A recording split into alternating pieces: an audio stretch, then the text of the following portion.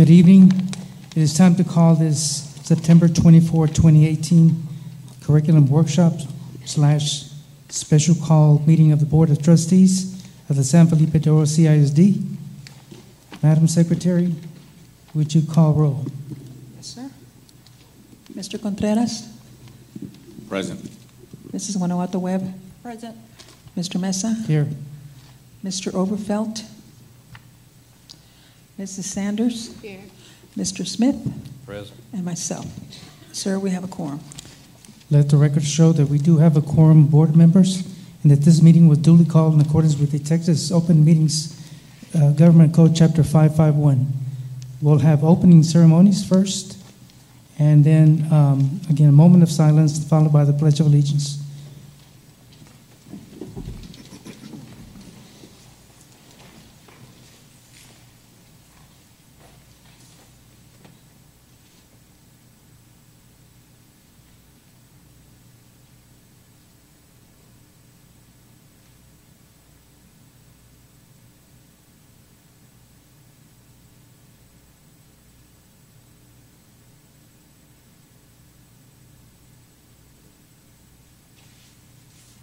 I pledge allegiance to the flag of the United States of America and to the republic for which it stands, one nation, under God, indivisible, with liberty and justice for all. Thank you very much. At this time, if it pleases the board, we do have some people from out of town. We would like to first start with our special call board meeting and move agenda item 14, Human Resources. Would that be fine with board members? Okay. Then at this time, we will have a regular meeting, item 14, Human Resources. A, consideration to approve request for proposal, RFP, for San Felipe Duro CISD Medical Benefit Plan. Aide Garcia. Yes. Mr. Mesa, the board president, members of the board, I'll introduce this item. We are going to have Alamo Group come up to the podium in a minute to present their recommendation based on the RFP. In the board update I sent this weekend, I informed the board that Mr. Colaway had informed me on Friday over the weekend, that late Friday, he received some updated information from TML that presented a more favorable picture on the numbers they submitted. However, there's a couple of things that must be considered. This school district has never accepted changes to bids submitted after the RFP has closed. That's one. Two, if we were to accept updated numbers, even though it presents a more favorable outcome for the district, okay, we would in essence have to go back and let everybody rebid. To the contrary, we would not be fair. And finally, if we did that, we would not have this matter resolved. And to do anything on the contrary would pose a negative picture of our procurement process. Therefore, in an effort to be transparent, I'm sharing with you that TML did provide some updated numbers on Friday, way after the procurement, the RFP had closed, and therefore should not be considered, and therefore I asked Brown & Brown to proceed with her recommendation based on the original numbers. So I'm saying that not just because we have a representative from TML, but because I'd like to be transparent. Mr. Colaway can answer any questions. I'll ask him to come up to the podium now and make his presentation, unless y'all have some questions about what I've just shared with y'all. Dr. Rios, I do have a question. During our procurement,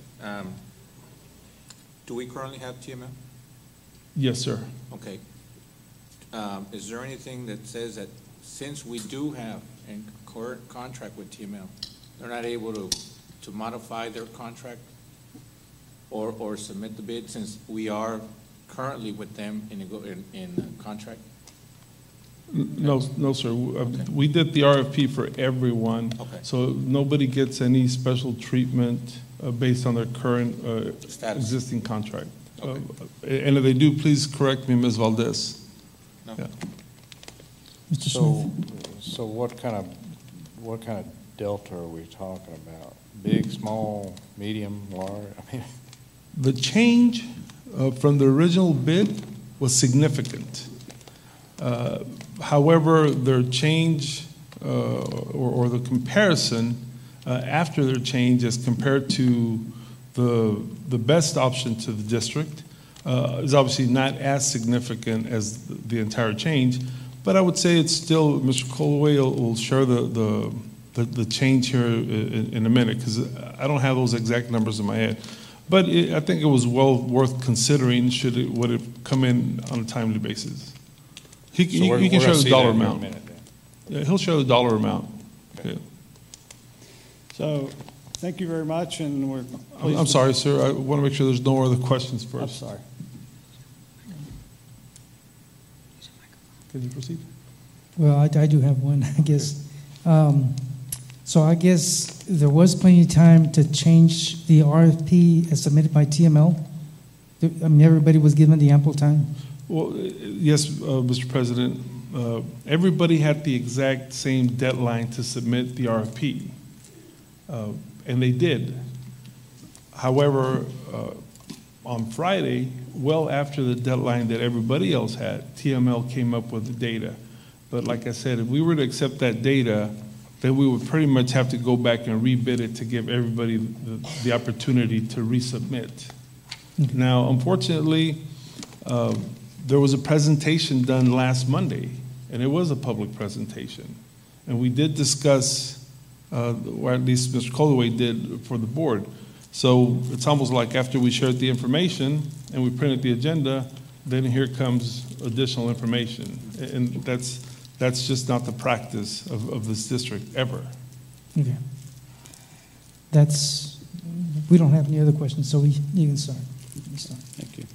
Well, tonight is just simply a very quick update of our presentation last Monday night.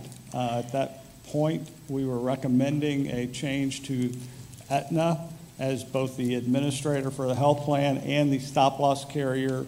Overall maximum liability at that point is about 15% under what your current contract calls for. So that's a tremendous advantage to the district. A couple other things to remind you of. We are not recommending changing benefits to employees at this point, nor are we recommending changing their contributions, how much they pay for the coverage. So to the employees, from a cost and benefit standpoint, they should see essentially no differences in their paycheck or in the benefits that they receive. So that's a win in our world, and so that's a good thing. So we did mention a couple of, not caveats, but a couple of things that were slightly different about the Aetna contract. One is that within San Antonio, the network is limited to Methodist hospitals. We have talked twice now to your insurance committee. That did not seem to be an issue with anyone. I think that's where and we know the data, that most of your employees, when they go to San Antonio, go to a Methodist facility. So we don't perceive that as a problem, and nor did your insurance committee. And the other thing we noted is that any change, any time you change from one carrier, one pharmacy manager, or one administrator to another, there will be some pharmacy disruption. It's inevitable, and it does not matter which two entities you're changing to or from. We don't think it's dramatic, but we're just informing the board, and we've informed the insurance committee as well that that will occur. We will work through those. There are transition of care procedures for folks who are going through significant treatment now, and those can be worked through so that those patients are taken care of in the manner that they are currently experiencing treatment. So overall, we think it's a very high-quality proposal. Aetna, obviously, a major carrier. And so our recommendation this evening is for the board to accept the proposal from Aetna at the $600,000 specific stop loss level as presented to Dr. Rios, and I think you guys have that as well. So we're open for any questions, but that's our recommendation this evening. The specific question that a board member had was the delta or the change to the current plan was 15%, but should, had TML come in with that bid up front, what would the change have been with those figures? I would, just doing the math in my head, 7 or 8%, something on that order. Fixed cost is essentially the same, but the claims liability is lower, so that the overall liability is 7-8% less. And so the dollar amount to put in perspective? Plus or minus 700,000.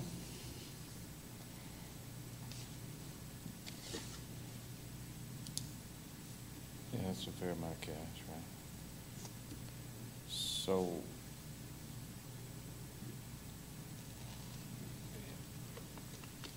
and what you're saying is to go back and revisit that.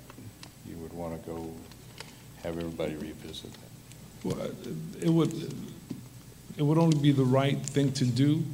Actually, it wouldn't be the right thing to do, but it would be less of a wrong to go back and consider their numbers. It would be inappropriate, in my opinion, because we had a specific deadline date to submit the numbers. But if we were going to do something that we hadn't done before, which I would consider inappropriate, then it would only be fair to give everybody else the same opportunity. Unfortunately, giving everybody the same opportunity, Ms. Valdez, can you come up to the podium? Would put us in a position where we would not finish the transition process before the beginning of the new plan year. The reason I asked Ms. Valdez to come up was, Ms. Valdez, earlier you shared with me a date to submit the termination for TML. It would be September 28th, this Right. Friday. Okay, so I know the date, but explain to us why that date is important. Is it? In our current contract with TML, we have a 90-day clause to issue notice of termination. So that would give 3 months, September, October, November. I'm sorry, October, November, December. November, December, Yeah. yes, sir. So it would put us beyond that 90-day clause for termination. Yeah, and so to go back and just say, hey, revisit your existing proposal and give them a couple of days to do that, you think is either unethical or just the wrong thing to do? I think it's the wrong thing to do because we have a procurement process in place. That's fine. And I don't think that it would give us enough time to truly analyze all the responses and still come up with a recommendation by this Friday.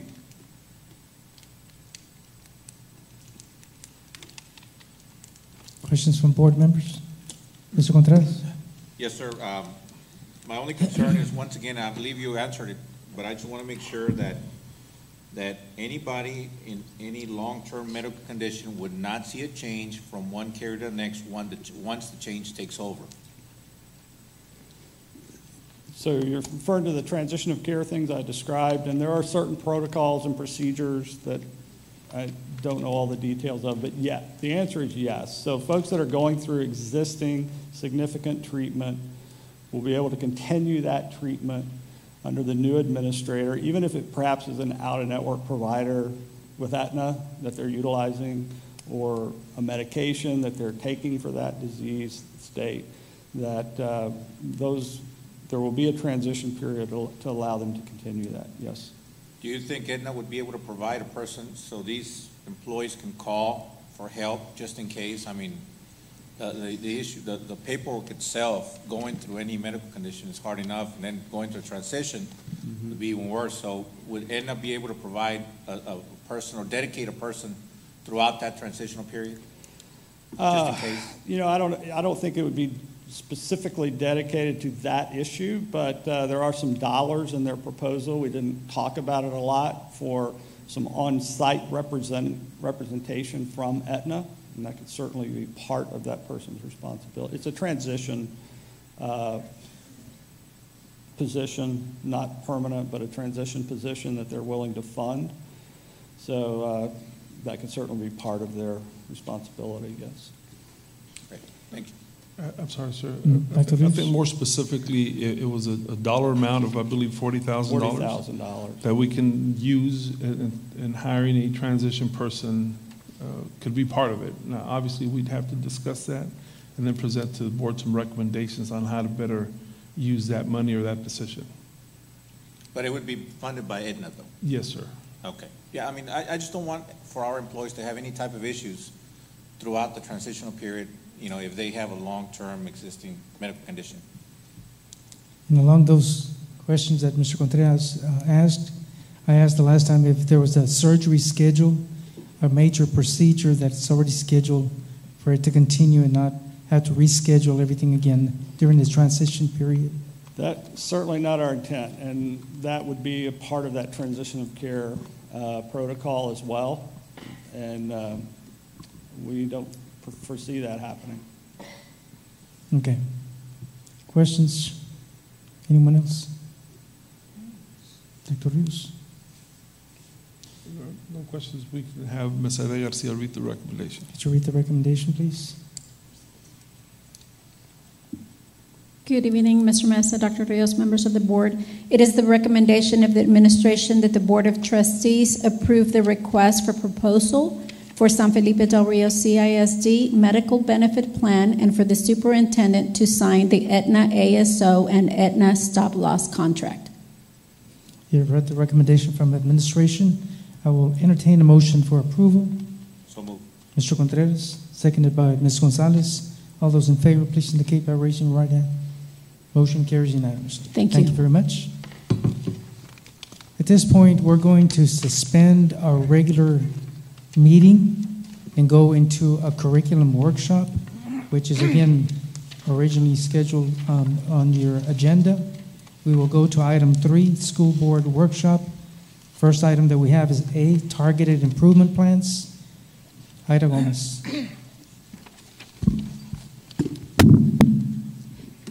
Good evening, President Mesa, Dr. Rios, and members of the board. This evening, we are presenting a targeted improvement plan, and under the curriculum and instruction segment of the agenda, we will be asking for a recommendation for approval. However, before the plan is actually presented, North Heights Elementary, Calderon Elementary, and Garfield Elementary will be conducting their workshop presentations on their plans of actions for their schools. The first one is the North Heights Elementary Plan of Action. It is very thorough, and those plans that are in there are actually the parts that the team got together, their leadership team, to create the targeted improvement plan. So having said that, it makes sense for them to actually make their presentation and then the targeted improvement plan, which is a much scaled back version of anything we've ever had in the past, and will make more sense. So with your permission, we'll go ahead and start with North Heights Elementary. Can I just add something before they get started? The first presentation is going to be lengthy because, one, it's a requirement that they have a plan. There will be certain parts of the presentation where the North Heights team will ask for questions so that it can flow. But because this is the first time we do this curriculum workshop, we really don't know how much time will take. Initially, we thought 3 schools was appropriate to present. Now, having reviewed the presentations, I'm thinking we might have taken on more than what we could handle. So I just asked that to allow the presenters to make their presentations, and they'll stop in between and ask for questions so that we can help with the flow. Because, like I said, after reviewing the presentations, we thought that maybe we had taken on too much. So we'll just continue.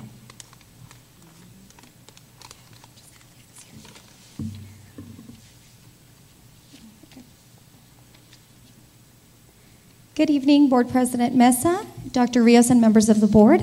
I am Maita Solis, and I'm here to present the instructional focus and plan of action for North Heights Elementary, which is currently an improvement required status. Looking at our presentation, want to make sure the mic is where you all can hear. Looking at the overview of our presentation, we will be looking over our NHE data, very targeted and specific to the information that our TASE training leadership team did analyze and review. We'll be covering the strengths, the areas of focus, which are very important as we look through this data, and our strengths in identification for our targeted improvement plan. We will be looking at the plan of action, our current events, the timeline of the events that we have been through from August up till currently, and then of course any questions and answers that you all may have that I can assist with, we will be following that as well. So the first item is our data. If you see this first slide, you are looking at our third grade results for North Heights, and the comparison for this graph does show our 2017 data alongside our 2018 data. So what's important to note here is this is third grade results for both math and reading, as those two assessments are tests that our students take in third grade. When you notice the circles, yellow circles that are around certain numbers, and in this case we only have one area, this is an improvement when we compare the 2017 to the 2018 results. So if you notice, third grade saw an increase from 2017 to 2018 in math, from 43% to 48% at the approaches level. We also maintained the same results in reading at a 54%, and we did not see an increase in our meets or masters level, which as we continue with our presentation, you'll get to see the importance of making sure that that is something that we are focusing on. Looking at our fourth grade results, again, if we had yellow circles here, it would indicate any areas of improvement. And so as you notice, we do not have any in our fourth grade results. Overall, our fourth grade results do show that there were no increases from the 2017-18 comparison to the 2018 comparison at any of those levels, which includes the approaches, meets, or masters. When we look at our demographic data in further slides, you will notice that this is a cohort of students that does have our largest population of identified subgroups, and we have already identified as our fourth grade group being one of our areas of targeted focus.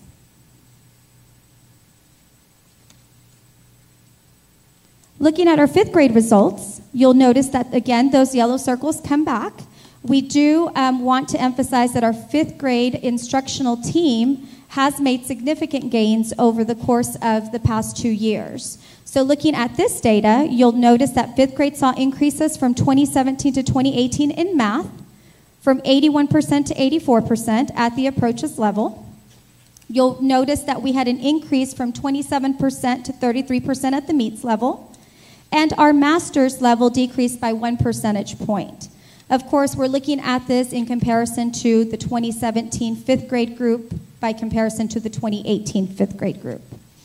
Overall, you'll also see that in fifth grade reading, we saw an increase from 2017 to 2018 from 66% to 69% at the approaches level, an increase from 33% to 36% at the meets level, and we did not see an increase at the master's level.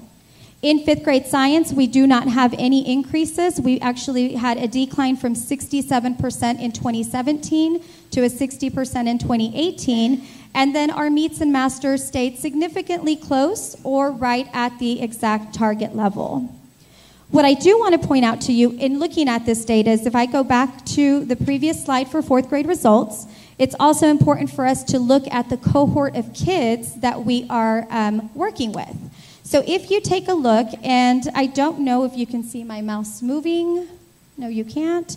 Okay, so if you look at fourth grade results for 2017 at fourth grade math, so it is the first item in red, first numbers, 61 out of 116 students. Those students were at 53% in 2017. That group of fourth grade students in 2018 is my fifth grade group that ended up at the 84% overall passing rate. So when we look at this data and we look at our students, what we usually say comparing apples to apples, the cohort group as a fourth grade group to a fifth grade group to when they are fifth graders, we do see significant gains.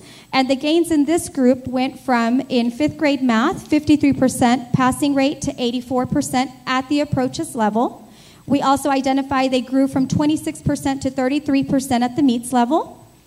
And then in the reading overall percentage, and again, if I just go back to that fourth grade and you look at that pink item at approaches 2017, we are identified at 60%. So those same group of kids, when they went to fifth grade and tested this past year, grew to a 69% overall passing rate. We also saw a 30% to a 36% increase in the meets level, and a 9% to a 12% increase in the master's level. And again, as we go through this presentation, we will continue to talk about what it means to be approaches, meets, and masters, because that's really big for our accountability system this year. Looking at our overall demographic information, we do have a total of 630 students at North Heights Elementary. We want to identify this data piece because it's important for you to know what the makeup of our groups are. If you look at the total number of special ed students, we have 63 total students, but the important number to look at in the accountability system is identifying our total number of third, fourth, and fifth grade students. So if you look at the pink column, special ed, third grade students is a total of 7, fourth grade students is a total of 13, and fifth grade students is a total of 14 special ed kiddos. If you look at our total LEP population, which is an area of concern that we most often discuss, you're looking at a total of 19 fifth grade students. That is our biggest group. And again, as we continue talking about this particular cohort, you'll notice some of the increases that we've made, or some of the areas where we really have to focus and target on our LEP population. Last year, this group had a total of 21 LEP students, and of course, with transitions and things like that, we do tend to lose some, and in this case, we now have a total of 19 in this particular group. What's also really important to note is the total number of retained students. Through our SSI initiative, we want to make sure that as we work with our fifth grade students, we are really looking and saying, are our kids prepared to move on to the next grade level? And looking at the approaches, meets, and masters level, that is the criteria that has to be followed. If we have successes at the approaches level, we're simply saying that students are semi-prepared to be ready to go on to the next grade level. The meets section is telling us our students are adequately prepared to move on to that next grade level. I want to also emphasize the number of GT students. You'll notice a high population in fourth and fifth grade. Again, that will play a big role in identifying how many master's students we really need to grow into as an area of improvement. Looking at our overall rating, and this is something that you have probably already seen, we are at a scaled score of an overall rating of 59. Please note that as a campus, we are dedicated to making sure that the goal for this year is to aim for North Heights to 1, not be an improvement required status, but more importantly, to be in the high 60s. We do want to, of course, very quickly get out of the IR status, but more importantly, aim for that goal of eventually at least growing into that C campus.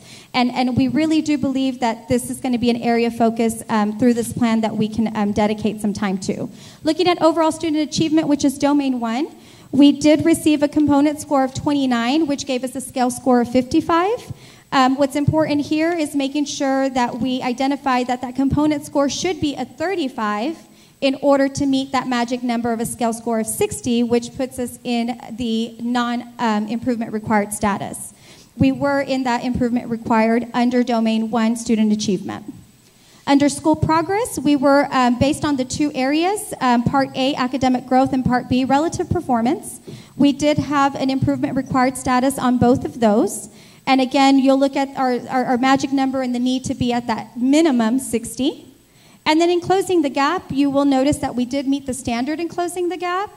But as we continue with our plan of action, we'll also explain just how we want to make sure that we continue to work with our domain 1 so that we can improve our closing the gap component. Just looking at a little bit more of a focus for North Heights under domain 1. And again, all of this leads up to our targeted improvement plan. At North Heights last year, we had a total of 932 tests given. That means in 3rd, 4th, and 5th grade, times the number by the number of contents that were given in each grade level. So reading and math in 3rd grade, reading, math, and writing in 4th grade, and reading, math, and science in 5th grade, 932 total tests were administered at North Heights. At the approaches grade level, we had 524 total students meet the approaches grade level out of those 932. At the meets level, we had 217, and at the master's grade level, we had 65. With this new accountability system, what they're asking us to make sure we can detail is looking at those overall percentages. So 524 divided by the 932 students gives us 56%. Those three overall percentages are then added together and divided, so we find the average of that to give us a raw score. Our raw score ended up being 29. And again, if I go back to this number, you'll notice under student achievement, star performance, that component score is 29. If we want to reach the minimum goal for reaching that 60, our minimum goal for the raw score should be 35. So you can see that we are below that standard if we are at 29 and the minimum score is 35. In looking through our TASTE training and our implementation of our leadership team, we were able to identify that if we broke down the number of tests by content, so for example, in reading, our raw score was 33, okay, very close to that 35. In math, we had a raw score of 27. Again, you'll notice that we talk a lot about the focus for math in this plan of action. In writing, we had a raw score of 21, which is another area where we cannot neglect the focus. And in science, we had a raw score of 32. That's a breakdown of each assessment by content. This overview is all assessments put together combined to give us the student achievement of Domain 1. Looking at our academic growth table, I know this is really small to look at, but I do want to highlight just a few areas that our team did focus on. I'm going to zoom into this section here. This column on this end, the rows listed here, is prior year's performance on STAR. And I'm wiggling my mouse like y'all can see me, and you cannot. But up at the top, it says prior year performance on STAR. If you notice, it goes to did not meet, approaches, meets, and masters. One area that we are focusing on, and we want you to see through this data, is we had a total of 58 students. And so there's a number right underneath the do not meet and the do not meet. If you go across in those sections, there's that magic number 58. 58 students did not meet standards as in the previous grade level, and then they did not meet standard again in the current grade level. So it's important for us to know that, because when we look at this data and we're really targeting this, we can pinpoint which of those students are the 58 students that did not meet standard. And again, we'll go into a little bit more detail of this in a little bit. I do want to also emphasize this area of growth, where again, if I just zoom in here, again, this is still the column of did not meet standards in previous year, but in the current year, which was 2018, we had a total of 34 students that did meet or exceed progress, and so we're able to earn points through the accountability system, and that is something that helps us with our number as well. We were able to drill down again on who these students are, so that if they are not meeting standard in 1 year, our goal is to say, how do we make sure that they are continuing to grow so that we are watching our kids grow by expectation and instruction, and not necessarily just saying, how do we get them from did not meet to meet? That would be a very, very high jump. We want to make sure we are targeting to see the growth in our students. Stopping right there, just because this is the section on just data alone. Does anybody have any questions so far? I have one. I noticed this here on your, let me go back to it.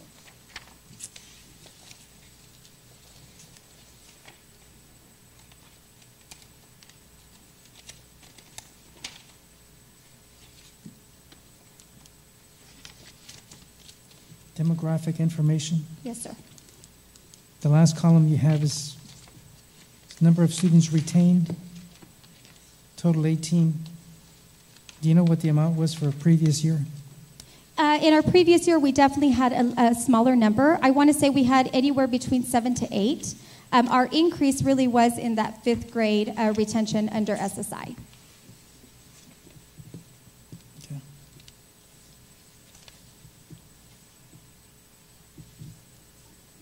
That's all I have. Anybody else? Ms. Webb? Yes, on your demographics, you mentioned 115 students, but on the third grade, looking at third grade results, we look at 103. So we're missing, what, about 12 students? Those were, fine. So this demographic report that's in front of you is our current year. This is our year this year. Okay. The data report indicates students from last year's third grade group. So if we're missing any students, it's just because they didn't start with us this year. Sometimes we have mobility where students move from one area to another area, but this does not include the same group of kids. Okay. Then I have another question. You'll probably address this as we move forward. When we get to the, you mentioned number of students that were already behind. So I'm sure that you knew that you had students behind last year from grade to grade. How does that compare from last year? For example, let's say you have 4 or 5 students in second grade that are already behind. How does that compare to last year? Did you have more or less the same number of students last year as this year? I wouldn't be able to answer that right this second. I'd really have to look at my total data. But what I can tell you is every year we do have a number of kids that are behind grade level. What really helps us pinpoint who they are is our commitment to Power Hour. So the way we group our kids through Reading Power Hour, we are able to identify our students and whether they are behind grade level, at grade level, or above grade level. But I can definitely get you a comparison of that data if that's something that you would need. Well, what I'm looking at is, what I would like to know is how many students we have right now by grade level that are already behind. For example, if you have so many second grade students, how many came into second grade already behind? And again, I don't have that number off No, the I know top you of don't my have head, that right now. But yes, we but can that's definitely something get that for that you. is vital, because once we can identify how many students we have behind, we can focus on our training and what specific training are we going to give the teachers so that they can know how to work with these students, because the training definitely has to be specific to the needs of your campus. Absolutely. And thank you, teachers, for what you do, because you definitely do a great job. So what we're trying to look at is how do we move forward, because when I look at 67% out of 100%, I think all of our students should be at least meeting the standard. Plus, I'm sure we want all of them to meet higher than the standard. So, Absolutely. And know that we do review that through our RTI Power Hour data days. But more importantly, every year we do have that information as we set up our Power Hour rosters as well. We'll have Ida present or prepare We'll have Ida Gomez prepare a report on all our grade levels and students that are behind based on testing. We'll share that in our data. The information is available, and they've probably already looked at it. So we'll do that. And I'm not saying by this Friday, but definitely by the following one at the latest. thank you. Yeah. Thank you. Yeah, Mr. Smith? I guess I'm just a little confused. If you're saying that we don't know who those students are, right? But I thought you said we did know who the students are. Well, we know. If you know who they are leaving the third grade and they're going to the fourth grade, then those kids are behind going into the fourth grade. Mm-hmm. So I'm confused when you say that we don't know who they are.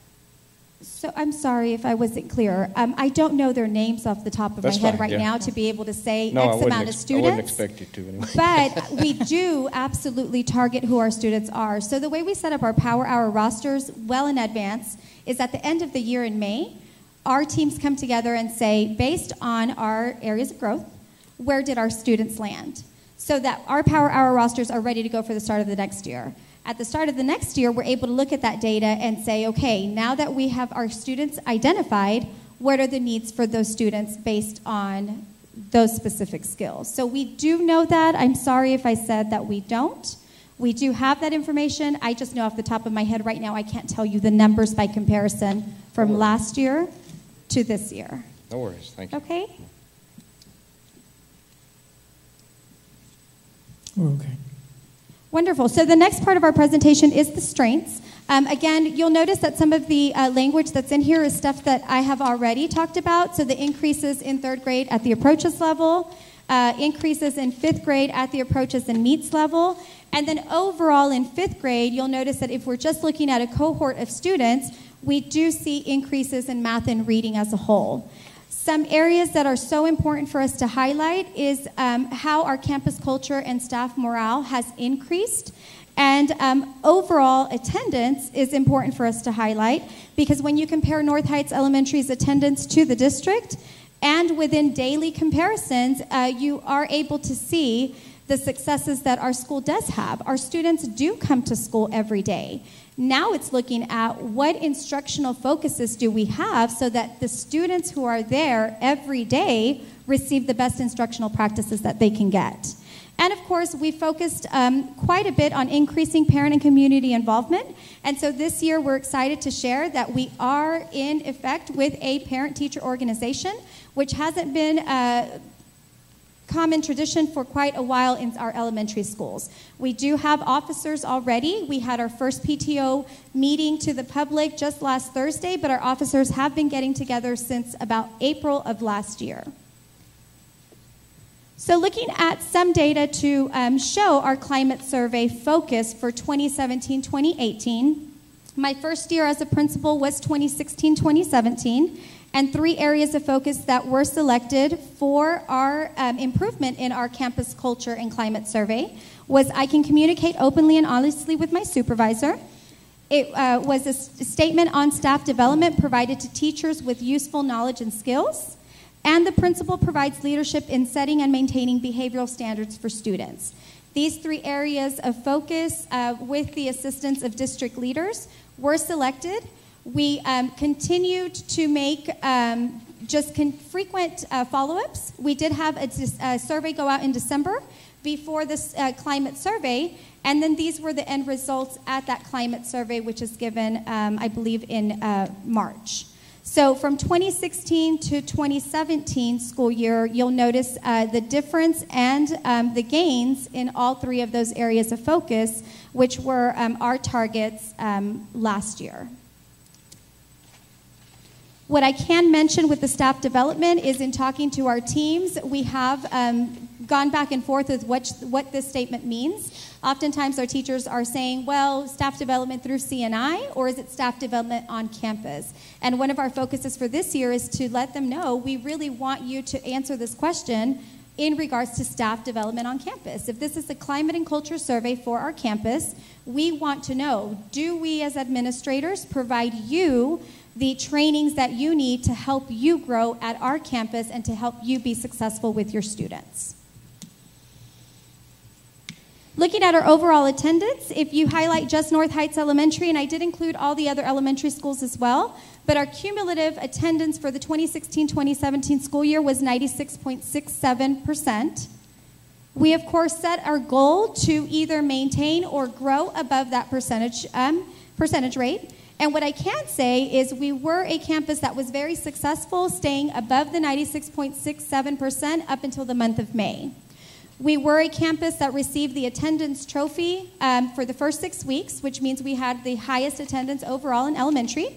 We tied for the second 6 weeks with Lonnie Green. And then in the sixth 6 weeks, we received the trophy again. So if you go to our campus, in our cafeteria, we currently are displaying the attendance traveling trophy, and we also have a display of the banner at our school. In highlighting and emphasizing parent community and involvement, some of the areas that we can highlight are our successes in our Accelerated Reader or AR nights. We do promote a love for literacy in our campus, and so we do have those nights every 6 weeks dedicated for parents to come in and read with their children. We also do our career fairs. We invite guest speakers to come in and speak to our children about leadership, about jobs, about college, about all of those great things that are absolutely necessary for our elementary kids to know. And more importantly, we have seen an increase in the amount of educational foundation grants that our campus has received. That again comes from the hard work of our teachers. We've dedicated to growing our student learning through the means of having those fundings through the Education Foundation grants. Looking at our areas of focus, We do want to emphasize that these 4 areas of focus are absolutely important for instructional practices to be developed and much more rich for our students, so that students are making gains each and every day in becoming critical thinkers, in becoming successful learners, in becoming great in having communication skills with each other, and most importantly, the leadership skills that we want to continue to instill in our kiddos. So looking at academics, our areas of focus do include increases in guided practices. How do we continue to grow our teachers to be effective in small group guided instruction? Increases in student dialogue.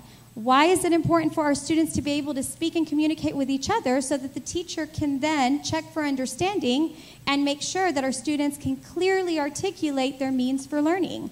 That's absolutely important in our areas of focus based on our data. Increases in checks for understanding. Again, how do our teachers know that we're formulating the right questions to ask to get students to be specific in their learning? Or specific in telling us, I don't understand this, how can I get more help? And then finally, one of the biggest continued emphasis is understanding the depth and complexity of TEKS strands. We just adopted brand new social studies TEKS. ELA TEKS took a change. Having those changes happen as frequently as they do means that we have to stay on board with making sure that our teachers understand those changes and that we're able to help them lead that so that it does become sound instructional practices in their classrooms. So again, we do want to just make sure that you know that these areas of focus are specifically targeted for Domain 1 in the accountability system. How do we make sure that our students are successful at the approaches, meets, and masters level, but more importantly, that our kids and our teachers and our staff and our community and our parents know that the meets and the master's level is the biggest focus. That is what will get us our biggest gains and our biggest growth. Our kids have to be prepared to go on to the next grade level. And then, of course, through Domain 3, how do we positively continue to show growth and make sure that our students are meeting expectations from one year to the next? So detailing these increased guided practices, the first area of focus, we do want to target that oftentimes when teachers are teaching a lesson, we are in the middle of teaching a specific target or skill, and teachers often spend anywhere between 20 to 30 minutes, maybe even 40 minutes, sharing their knowledge to students.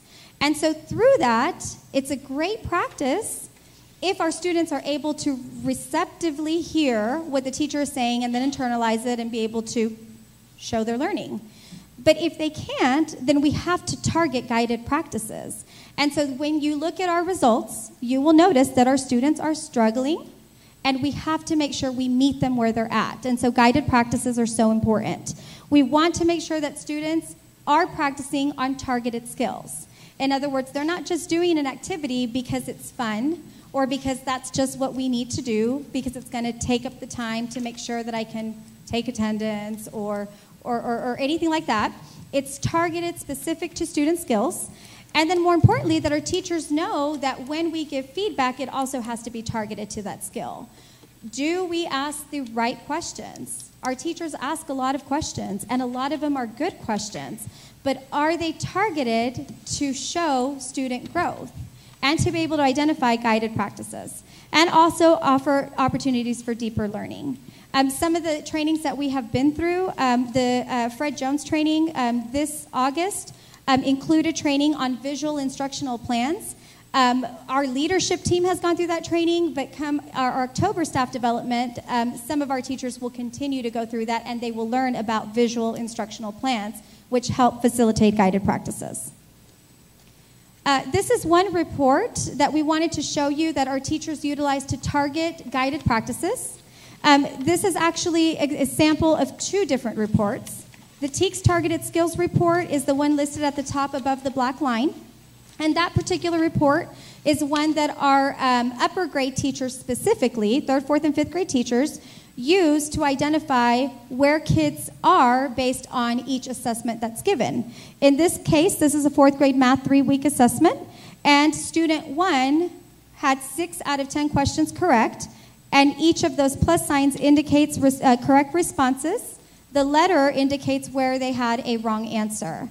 Students are able to use this to establish their own goals through the means of conversations with teachers.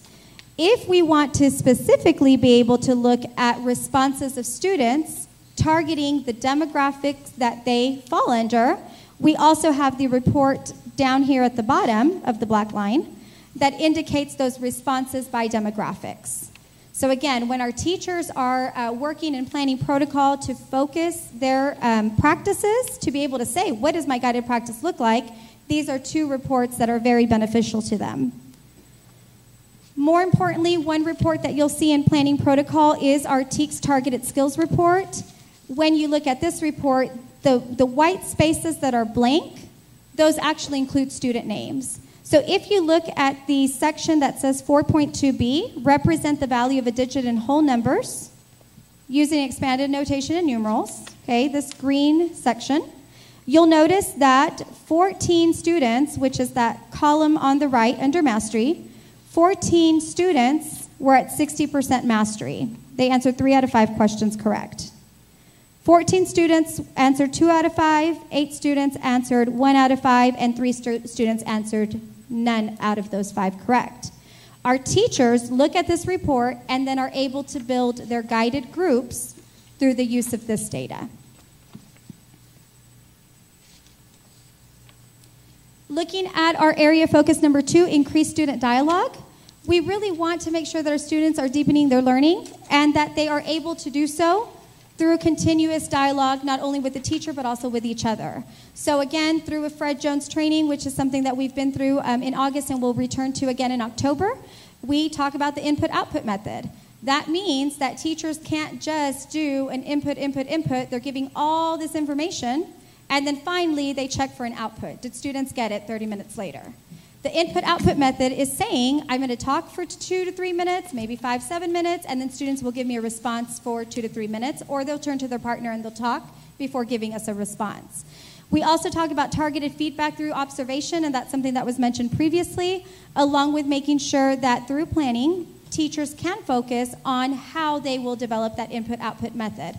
How do we make sure teachers are giving information for a specific targeted skill, but then giving students time to troubleshoot, to problem solve, to ask each other questions, and then be able to share their learning through their own words.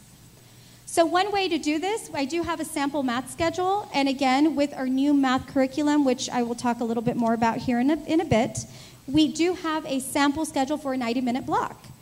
This 90-minute block in math, 3rd, 4th, and 5th grade, our teachers see a schedule very similar to this. We do about 5 minutes of a multiplication chart drill. It's very targeted. This isn't just let's randomly put our facts in there because I know 2 times 2 is 4 and so on. It is very targeted in the way we teach this. 10 to 15 minutes problem solving practice, 5 minutes of our multiplication or multiple representation chart, 20 minutes of our targeted teacher lesson, and again, this is where that input, output happens. The teacher can't just spend 20 minutes talking.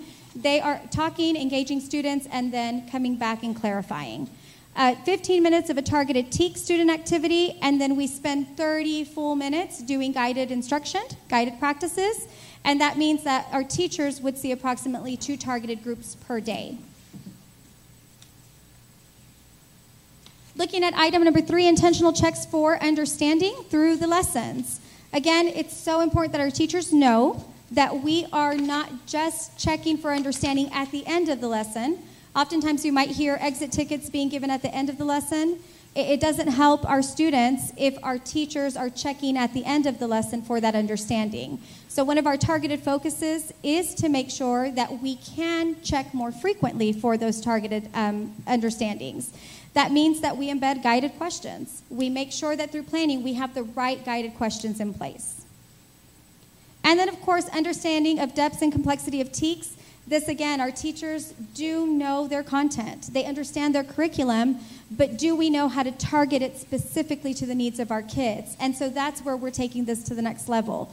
We want to make sure that through planning protocol, our teachers can use their reports to guide instruction, to be able to continue to focus on data-driven talks, and also to understand those TEKS to the depth and complexity. We do have 3 new teachers this year. We want them to become experts of curriculum, and so that is, again, a continued focus for our plan of action. Looking at one way that we analyze data, this is our item analysis. This is based on our 4th grade math STAR results last year. So if you look at this report, you'll notice that those numbers are actually question number 1, 2, 3, 4, 5, and 6 on the STAR test. And then you'll notice those columns in orange and red. Those columns indicate that our students were not successful with these targeted TEKs. That means that our teachers this year must look at this data and say, how am I going to make sure I can target instruction? This is just one report that we use to look at overall data. If I take it to the next slide, we then also analyze this same data targeted by each individual teacher. So in this case, my 4th grade math teacher, identified here, has the exact same item analysis. If you notice, the difference is the colors in those graphs. So in this case, question number 1 for this teacher is in the yellow, which means her current students were pretty successful in that TEK. Across our entire district, our campus, you are noticing that if I go back to the previous slide, it's in the orange, which means it was something that was a little bit more difficult for the entire group. So again, how do we make sure we continue to have data-driven conversations? We really focus on some important reports that not only do we review every 6 weeks, but we take these reports and we review them at the 3-week mark this year through our focus plan, and then make sure that we are giving weekly progress monitoring checks as well. Another item that we look at is making sure that we can investigate the question. This, again, is off of our Lead Forward documents. All of our district has access to this. It is information that tells us, if I'm looking at a specific TEK, how many times has that question come out on a STAR test, not just in 2018, but then in 2017 and 2016, and so on down the line. When we look at this data, we are really emphasizing how many different ways can this TEK be tested, and are we specifically teaching kids the variety of ways as opposed to just 1 or 2 ways. Do you all have any questions in regards to our areas of focus? At this point, we're going to get into the plan of action. How will we get to our successful results? Board members? I do have some questions. The only thing is I'll save them towards the end because I know we have other reports coming. Thank you, Mr. Mesa. So moving on, plan of action, how will we get there? We really are working with our district leaders. We want to ensure that our campus leadership knows the direction that we're going, and then they are making sure that the teams, each cluster, understands the importance of their input, of their instructional practices for the sake of the team. And then more importantly, we're also reaching out to our parents in our community. Last Friday, we met with, or held a meeting at our campus to gain parent input. Just the Thursday before, I had my Title I parent meeting, and we discussed the needs of our school and asked for parent input. Prior to that, we had our 5th grade SSI meeting where we again discussed the needs for our school and asked for parent input. So that is very, very important for our plan of action. We have 5 different areas of focus. Staff development in focused areas such as math and ELA, again, that reading and writing. We have targeted closing the gap in math. When we present our targeted improvement plan, we'll discuss the closing the gap in math. Effective use of district-assigned RTI data days to evaluate data, and then ongoing collaborative planning and an increase in district supports. Those are our 5 areas that will help us gain the greatest results. So looking at our plan of action for staff development, focus on growth in math through Domain 2 academic growth. Again, if you look at our reports through growth indication, our students going from did not meet standards to at least showing growth. Did they get to the approaches level? Are they going from approaches to meets? Are they going from meets to masters, and so on down the line? We want to make sure that we have a focused training specifically for knowing how to review those reports and how to keep looking at that data, targeting specific students. Focus on levels of approaches, meets, and masters in reading.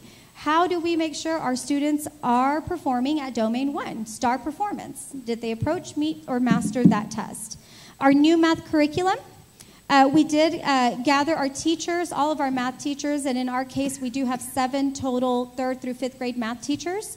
They did travel to Laredo to get specific training on our new math curriculum, but more importantly, they had the opportunity to see it happen live in classrooms in Laredo. It was really neat to hear the feedback from our teachers and the desire to want to be that efficient with time, because again, our teachers work hard. We really have to, under leadership, be able to provide a focus for what it means to work hard, but also to work smart, right? How do we reach the needs of all of our kids? Vertical aligned reading comprehension strategies, that happens on a daily basis. How do we make sure that the reading comprehension strategies that we're teaching in 1st grade are the same as in 2nd and 3rd and then up in 5th grade? Sometimes we've seen where we have missed the mark because one grade level might be teaching comprehension strategies one way, and then the kids move on to the next grade level and the teacher says, no, that's not the way to do it. We're not doing it this way. And so we're noticing that we don't have that vertical alignment, and that is an area of focus that we can improve through staff development. Finally, 3-week assessment checks. We are monitoring our assessments every 3 weeks as opposed to every 6 weeks. And in math specifically, we have progress monitoring checks every week. And then, of course, our staff development targeted days based on our IR status plan. We are making sure that when staff development rolls out for the district, if there's something specific our campus needs, that we are asking for that as well. Targeted focus in math, again, we work on looking at how we can provide more learning walks. How do we make sure that we are looking at campuses that are successful across our district and saying, how do we go visit what your teachers are doing so that we can implement instructional practices that are going to help us be successful like you all? Incorporating 60 minutes of targeted instruction. Again, if you go back and remember the schedule, that was an example I shared with you. 60 minutes of dedicated learning, 30 minutes of guided practices. That's the focus that we want to spend in targeting math. We also work on vertical planning teams. So in planning protocol, we do not just plan as isolated groups. It's not just 3rd grade planning in their room and 5th grade planning in their room. We do vertical planning. We sit in a room, 3rd through 5th grade, and we discuss planning as a whole. That's important because when we look at our results, we're able to see if 5th grade is hitting it out of the park, how can 5th grade, who are successful teachers, make sure that our new 4th grade teachers understand those concepts and the targets, and then how can we make sure that we begin to set the foundation in grades such as 1st and 2nd grade. Weekly progress monitoring assessments, again, that's something that I've already mentioned. With the math focus, we will be checking for student successes on a weekly basis through progress monitoring tests. Evaluating data. Again, the use of those district-assigned RTI data days are so important to us this year. We know that we have to have a set plan of action for how we will look at our data specific to the needs of our campus, how we will look at the progress monitoring checks, and not just say we're giving a test and so great, the kids did great, now we move on, but actually target what the data says to us. And then make sure that there are common tracking tools and goal-setting opportunities for our students. We do have an implementation of a data room this year, which is a great place for us to be able to look at the data up on the walls and say, okay, based on first 6 weeks results, where were we? Now, come December, 3rd 6 weeks, where are we now? And we want to see that growth through that data room. And then, of course, our parents, in discussing with them in the past couple of meetings, one of the biggest concerns that a parent brought up was, well, how do we as parents know what the target is for my child? How will you be able to tell us whether our child is at approaches, meets, or masters? And so we are dedicating our report cards to be sent home with a label that indicates how their child does on each assessment as targeted to the approaches, meets, and masters section. That is something that we did appreciate our parents for giving us that feedback and wanting to know the same information as what our teachers gather. This is, again, just one sample of a report for growth. If you look at this report here, again, the biggest focus is in 4th grade math, and so a lot of the data that you'll see here is through that. This is data that indicates how our students did on the STAR test, and it shows examples of whether our kids made expected growth, limited growth, or accelerated growth. What's important for our teachers and for us to understand is, if you notice, the passing standard or the percentage for passing doesn't necessarily have to show that students pass to still receive expected growth or accelerated growth. And again, that's part of Domain 2 in our accountability system. If you notice, for example, student number 1 went from 34% passing rate in the assessment in 2017 to a 35% passing rate in 2018, that student met expected growth. Why? Because the state says every year the curriculum becomes more rigorous, so as long as they maintain or grow a little bit, it's still expected growth. You'll also notice that student number 6 went from 13 to 24. Still did not pass this STAR test, but made accelerated growth because we were able to target that student's successes so that they could make growth that was a high number. Still didn't pass. Do not get me wrong. We know the student still needs a lot of support, but these are just different ways that we want to present our information to our teachers so that they understand how to really target the focus for North Heights needs. And then, of course, curriculum focus is the last thing. We really want to keep pushing for the use of our dashboard. Last year, if you remember, our teachers came and received some honors up here at a school board meeting for the most usage in our dashboard. We are committed to continuing to use it because our curriculum is very important to review. We want to target misconceptions for targeted TEKS. What do kids come to us not knowing that we didn't realize they didn't know that? Academic vocabulary is huge. If we're asking students to talk more, we want them to use appropriate language, and that means using academic vocabulary. And then the specificity of each TEK. What is important for each child to know specifically? And so just a few reports. One is a misconception. Here is an image of it. This just kind of tells our teachers what are students missing, what do we need them to understand.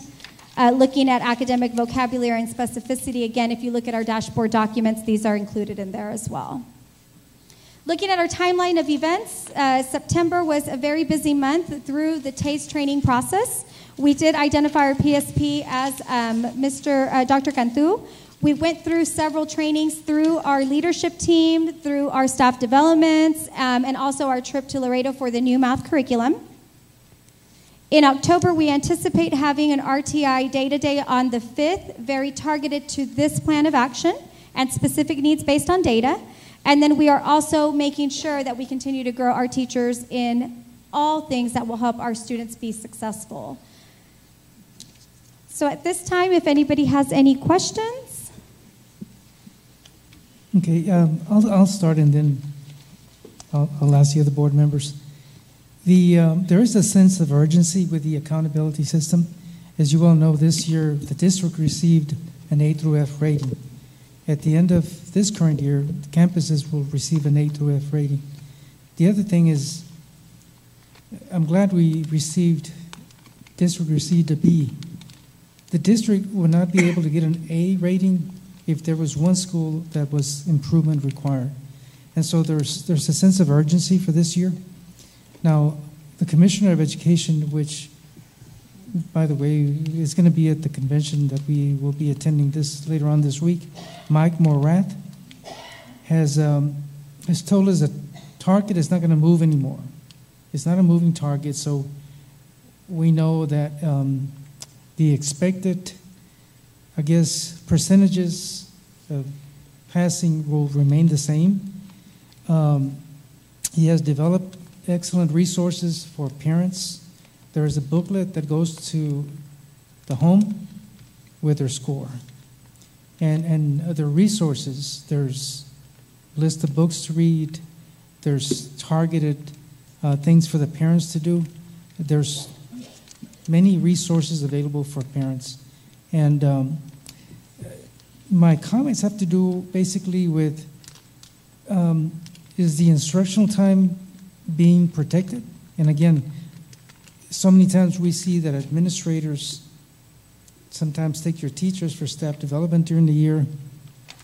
It's not uncommon having that. We have been through experiences of being principals and so forth.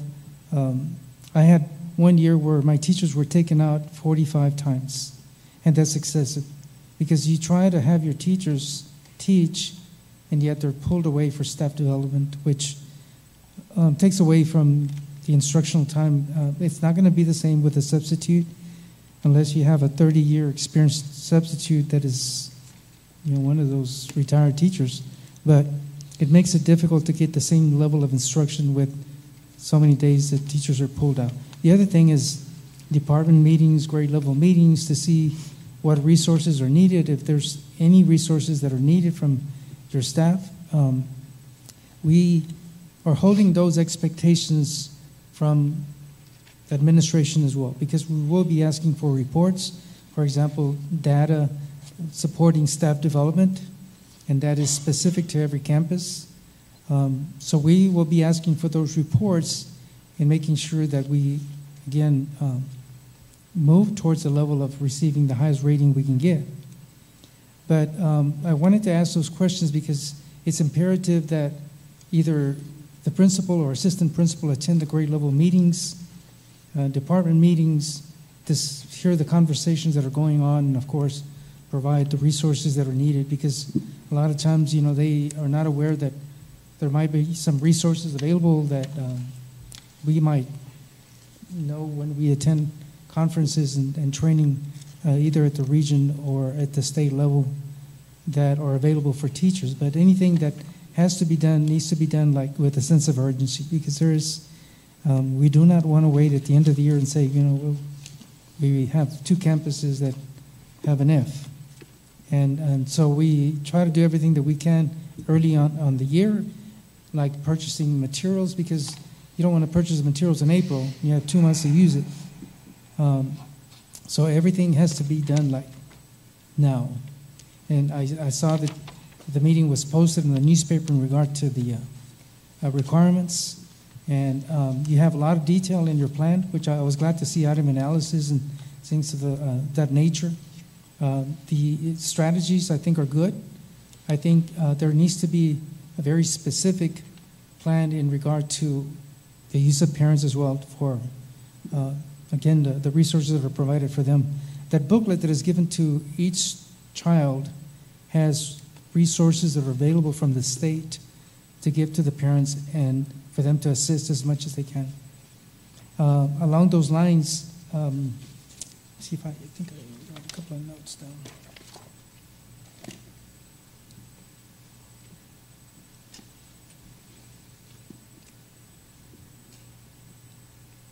I think I've covered everything pretty much. I'll turn it over to Mr. Smith.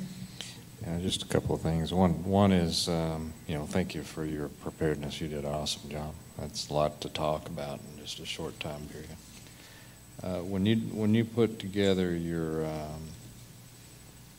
climate survey action plan, what tools did you use to do that? I mean, that's pretty, that's quantum leap difference from year over year. So how did you make that happen? Thank you, Mr. Smith. I do have a data sheet that I didn't pass out to you all to see what the survey looks like. It is not a survey that we develop on our own. It's actually a district-developed survey. But when we met at the end of my first year, I did meet with Mrs. Garcia, and I believe it was Dr. Garza at the time, and we really wanted to say, based on the results, what are 3 focused areas that we know if we made increases in would really help us become more successful. So we kind of gathered together and said, these are the areas we want to focus. We developed a plan of action, and in that plan of action, it stated administration will, and so those items were listed. One of the biggest pieces was the need for discipline support. Our teachers did say through the comments, we just don't know that we're feeling supported. We don't know that students are really receiving discipline consequences as they need to. So through district leadership supports, I know Dr. Rios was one person that we talked to. We did implement a campus discipline committee for our school, which we continue that practice for this year. At the end of the first 6 weeks, this committee will come together. We'll review our data on discipline and be able to say what are some areas that we want to continue to target so that teachers feel confident about the supports that they're receiving. We also did the same with the trust factor. I write a newsletter to my teachers every week. And so that just kind of helps open up that communication and channel. I think that the planning protocol, as you mentioned, Mr. Mesa, we do have an administrator present in our planning protocols. And this is why it's so important for us to do this vertically. If we did it just letting our clusters plan on their own, then we couldn't meet every single group all the time. We would miss some every other day or every other week. So we worked on targeting on the things that our teachers felt they wanted supports in order to help grow and move that component so that our next year we could really just dive into instructional practices. Yeah, which brings up the point. I mean, if you take the same passion and focus that you did preparing for this presentation, for one, and then you've got some proven results of your passion on when you focused on your climate survey. You do the same thing and focus that passion on student development. I'm confident you'll make it happen. Thank you so much. We do believe in that as a whole. Mrs. Webb? Yes, and looking at your plan, what is different from last year to this year? Because you mentioned the math schedule and what you were doing right now. Were you doing that last year? We were doing it, but not with fidelity. I can tell you that I think we were focused on being able to put out fires for this, that, and the other. So the commitment to say we're all going to display our schedule and it's going to be targeted to be specific, that didn't happen last year. Our teachers had a schedule, but we didn't specifically say how does that schedule drive instructional minutes so that that's protected time. We also, in May, looked at the schedule as a whole, the master schedule. And we said, let's start with our biggest need. Fourth grade is an area of concern. How do we maximize their time so that there are no interruptions to their instruction? We started with building their schedule first, moving on to fifth grade, moving on to third grade, and then filling in with kinder first and second because they have more flexibility in how they schedule their time.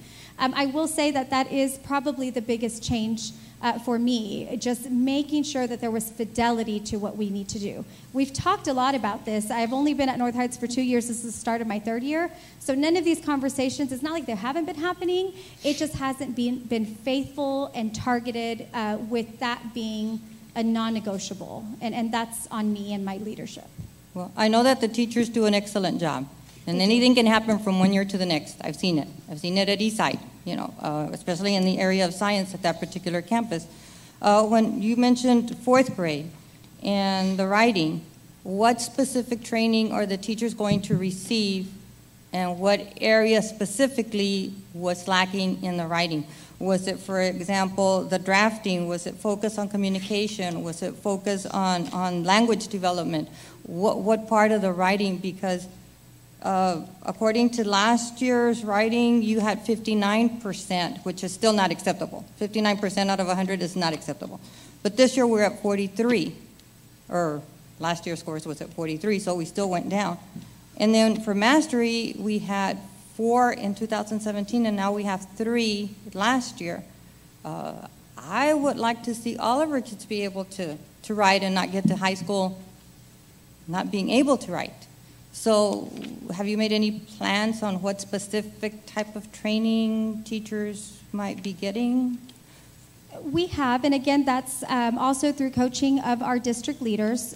So the 4-square writing method is one way to teach kids how to draft and begin an essay, or even simply be able to say, how do I at least write a paper that's going to get me a score of a 2? Now that's minimal. We know that that's not the best growth, but it is something that will teach kids structure. So we are implementing 4-square writing, kinder through 5th grade. Again, how do we vertically align what we're doing so that our students can be successful writers in K-1-2, so that when they do get to our 4th grade teachers, they're no longer having to teach those basic skills, but really emphasizing the TEKS that are assigned to that specific grade level. We also noticed that the editing component of the test is the heaviest weighted part of the test. So we are dedicating to doing grammar usage and mechanics practices every single morning as a spiraled review, as opposed to just saying, well, we're going to dedicate so much time to writing the essay.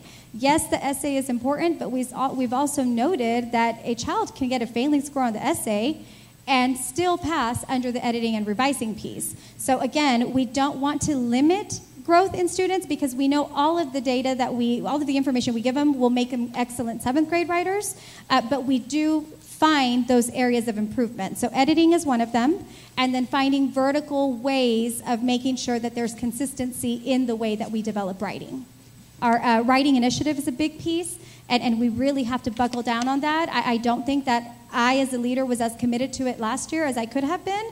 This year, that is a core focus. How do we make sure kinder through 5th grade teachers are vertically aligned and meeting consistently to have conversations about developing writing skills? And you mentioned CNI, and I didn't hear anything how CNI is going to be helping, but I am sure that there is a plan of action where CNI will be assisting also, where maybe some of your writing samples, not all of them, but maybe you want to send a writing sample from each of the 4th grades to CNI, and I don't know, maybe they can assist in some way or another. That's just an idea. Thank you. Thank you, ma'am. Thank you, staff. Mr. Mesa? Questions? Yes, Ms. Sanders. I just have a statement, but I like the way you have taken ownership and that you realize that some things didn't work for you. Last year, you did the minimum, but now you've put so much effort into stepping off and going on and doing your best. I really appreciate the way I'm listening to you, and I appreciate the way you're taking ownership of how you didn't do some things, but you are dedicated and stepping up and doing it this year. I applaud you because I absolutely like the vertical planning. I think that's really neat that you're all in together and you're working it out together. But I think it seems like your morale is really good. I see a lot of posts from you guys. Just stay faithful and continue to do what you're doing because it sounds very positive. You taking ownership is a very big step. I mean, it is. And then your teachers and stuff will follow. It seems like y'all have a great collabo already. So I pray that it stays that way and you make those gains that you need to make. Thank you, Mrs. You're Sanders. Mr. Contreras?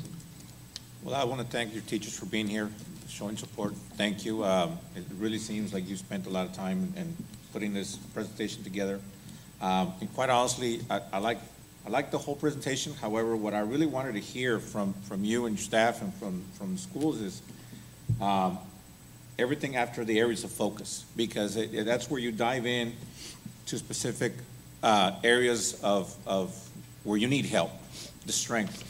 Specific to TEAC's Targeted Skills Report, which I really like because you're diving into those specific areas, and what you're going to do to increase the students' dialogue.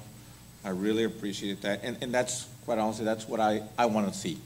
All the other data, which is fine, great, because it gives us where we're at, but that's where I want to see what you're going to do to improve the students, to help the teachers. So I do thank you, but when can we see a follow-up to see some progress from today, maybe a few months, to see what you put in place, how it's worked out, and what you're doing and the results of it? Dr. Rios? Through the taste process that they've gone through in the whole required plan, at least relevant to North Heights, there has to be updates. And Ms. Gomez will be working on those updated reports that we have to submit to the state. So we'll gladly provide them to the board an update. And this is a great setting. I applaud the board for committing to coming to the workshop. We can have as many of these workshops as the board is able to, or we can provide as much information through board updates or any other way that you'd like from. But we're already required to submit updates to the state. So we'd gladly share them in whatever setting y'all would want us to. And we can, of course, we still have other campuses to go. But anyhow, however y'all choose, we'll provide those updates. Well, I would want to see, it seems like a great plan of action, which is great, but I would just want to see a follow-up to, once implemented, come back and give us a progress report. What's working, what's not working, where can they improve, something to that effect. Absolutely. Maybe a school at a time through a meeting, not all of them, not 2 or 3, maybe just one school at a time. Well, Well, I think the next two plans are going to be probably about a third in size and probably about a third in length of presentation. But maybe as we have the other curriculum workshops for the other campus, since North Heights is the targeted campus, we can bring them back each time to give an update along with the other campuses. We can discuss it. That's certainly one way of doing it. Great, thank you. Thank you, Ms. Solis. Ms. Webb had another question. I don't have a question for you. It's more towards Dr. Rios. Campus improvement plans or continuous improvement plans, were they provided to you this year or last year? Because I haven't seen any this year. All of the campus improvement plans, are provided to us. The board approves the objectives, the performance objectives. We can certainly share the plans with the board through any means that they would like, but we see them and we review them. So I'm assuming we have a district plan and they're following the district plan to Yes, go along ma'am. with the continuous improvement plan. Yes, ma'am. Would you like for us to gather last year's plans for you? We can put them on. We can. They're on the website, so we can download them into a thumb drive or something for y'all if you'd like. Okay. Sure. Well, I just wanted to thank you again. It's a very comprehensive report, and I'm glad for your team of teachers to be here because it takes everyone. The principal cannot do all the work on the campus, but again, as I mentioned, there is a sense of urgency, and it needs to start like day one, which already started. But I would like for things to be done differently from previous years or last year because, again, the results. So, again, thank you for preparing the report. Thank you, teachers, for being here. And, again, very good job. Thank you for your time and your support. Thank you. Next, we have Dr. Fermin Calderon.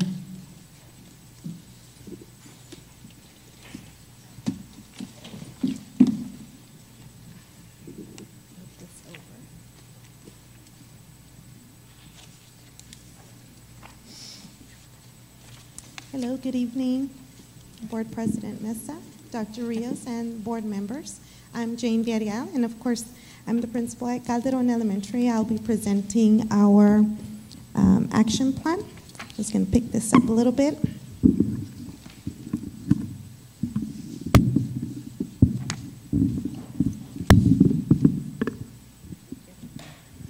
I think that's good. Thank you.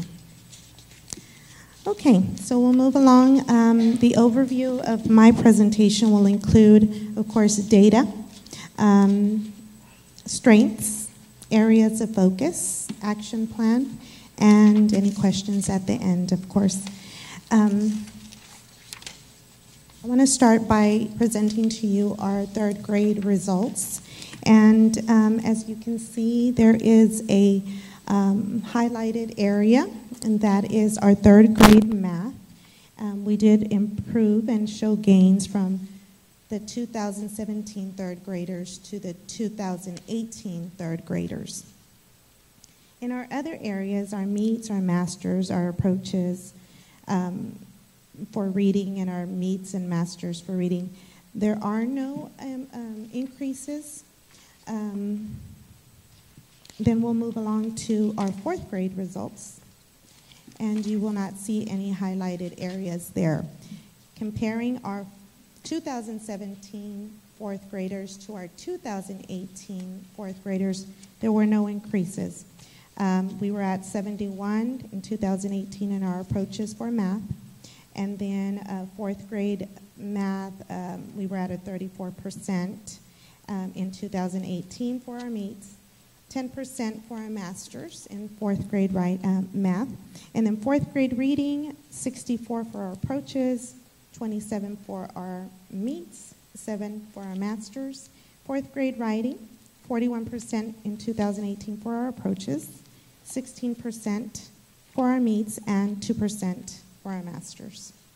I do want to take a little bit of time to look at this data and just kind of explain to you some of the gains that we did have.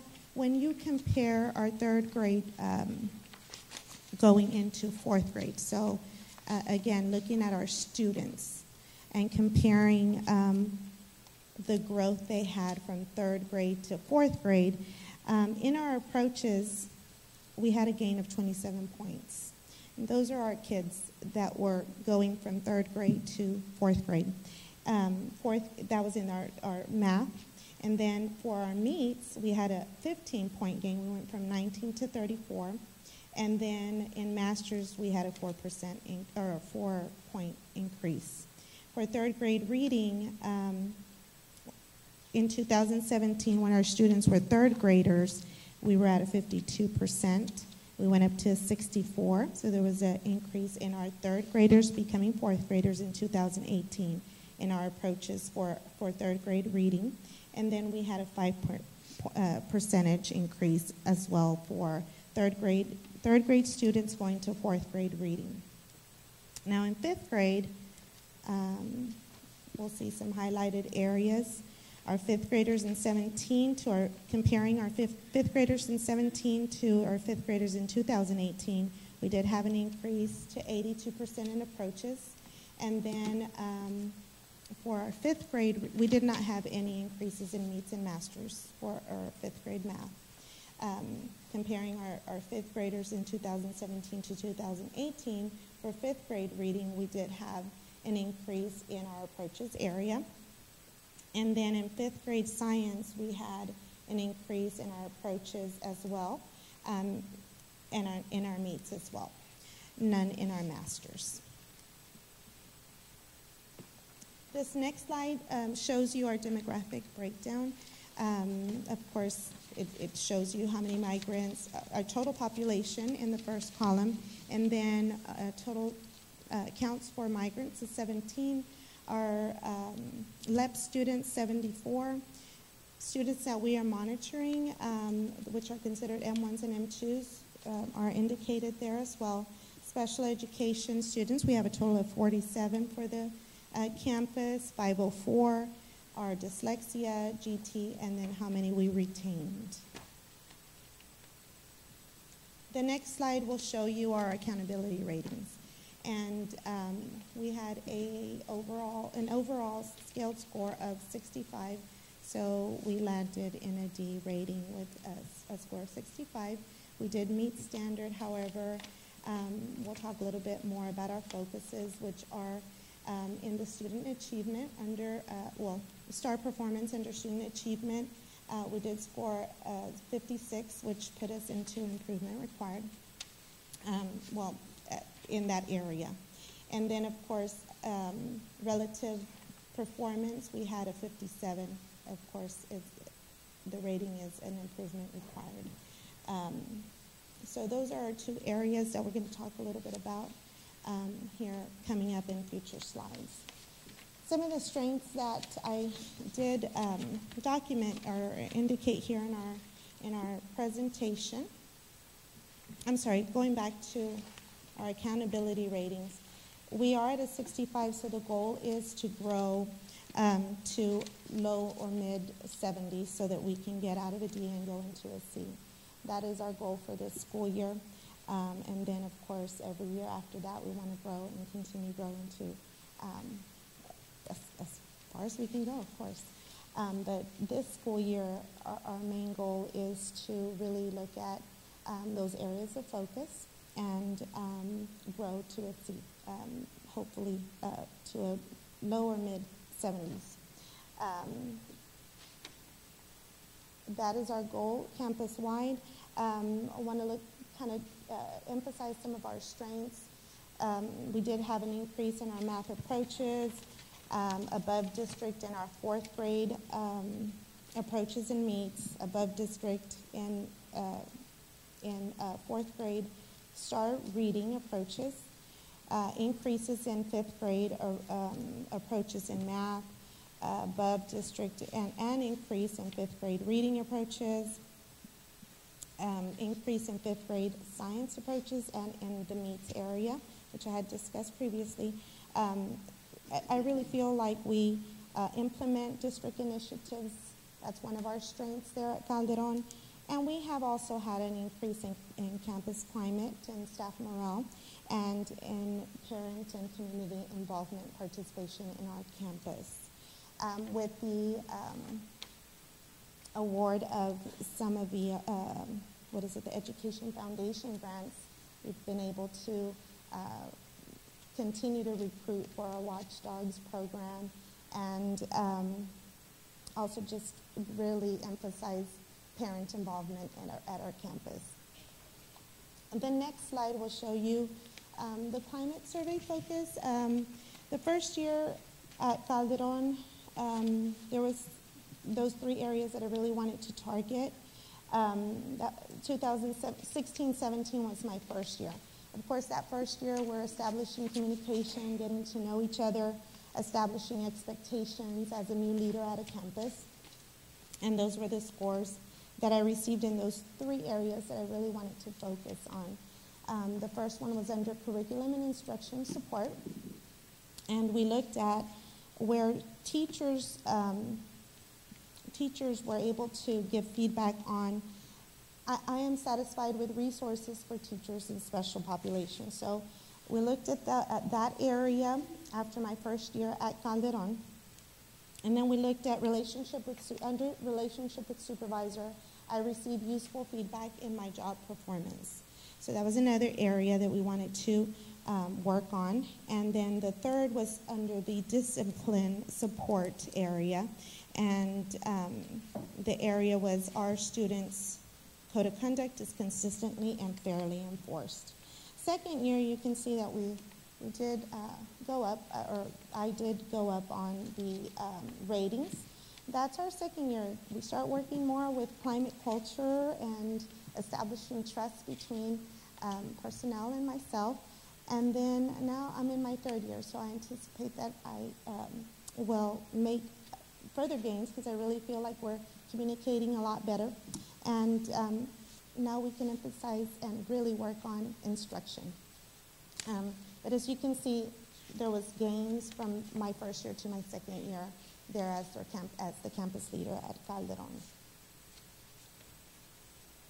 Those are just some pictures of some of the events we've had.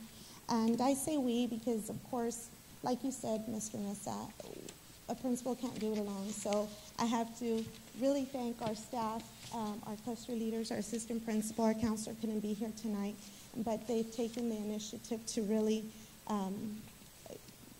bring in parent and community involvement. You can see pictures of some of the events and some of the meetings that we've had with, meetings and trainings with our parents.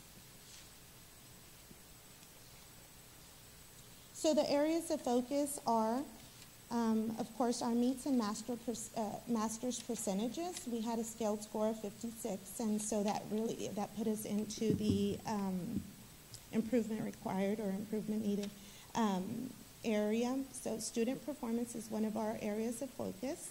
And then relative performance and school progress. So showing years growth for our students, we did get a scale score of 57.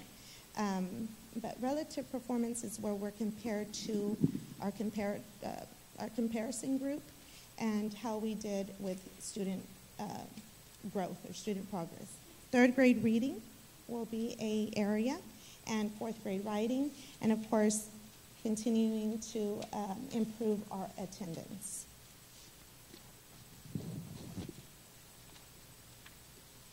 So action plan, how will we get there?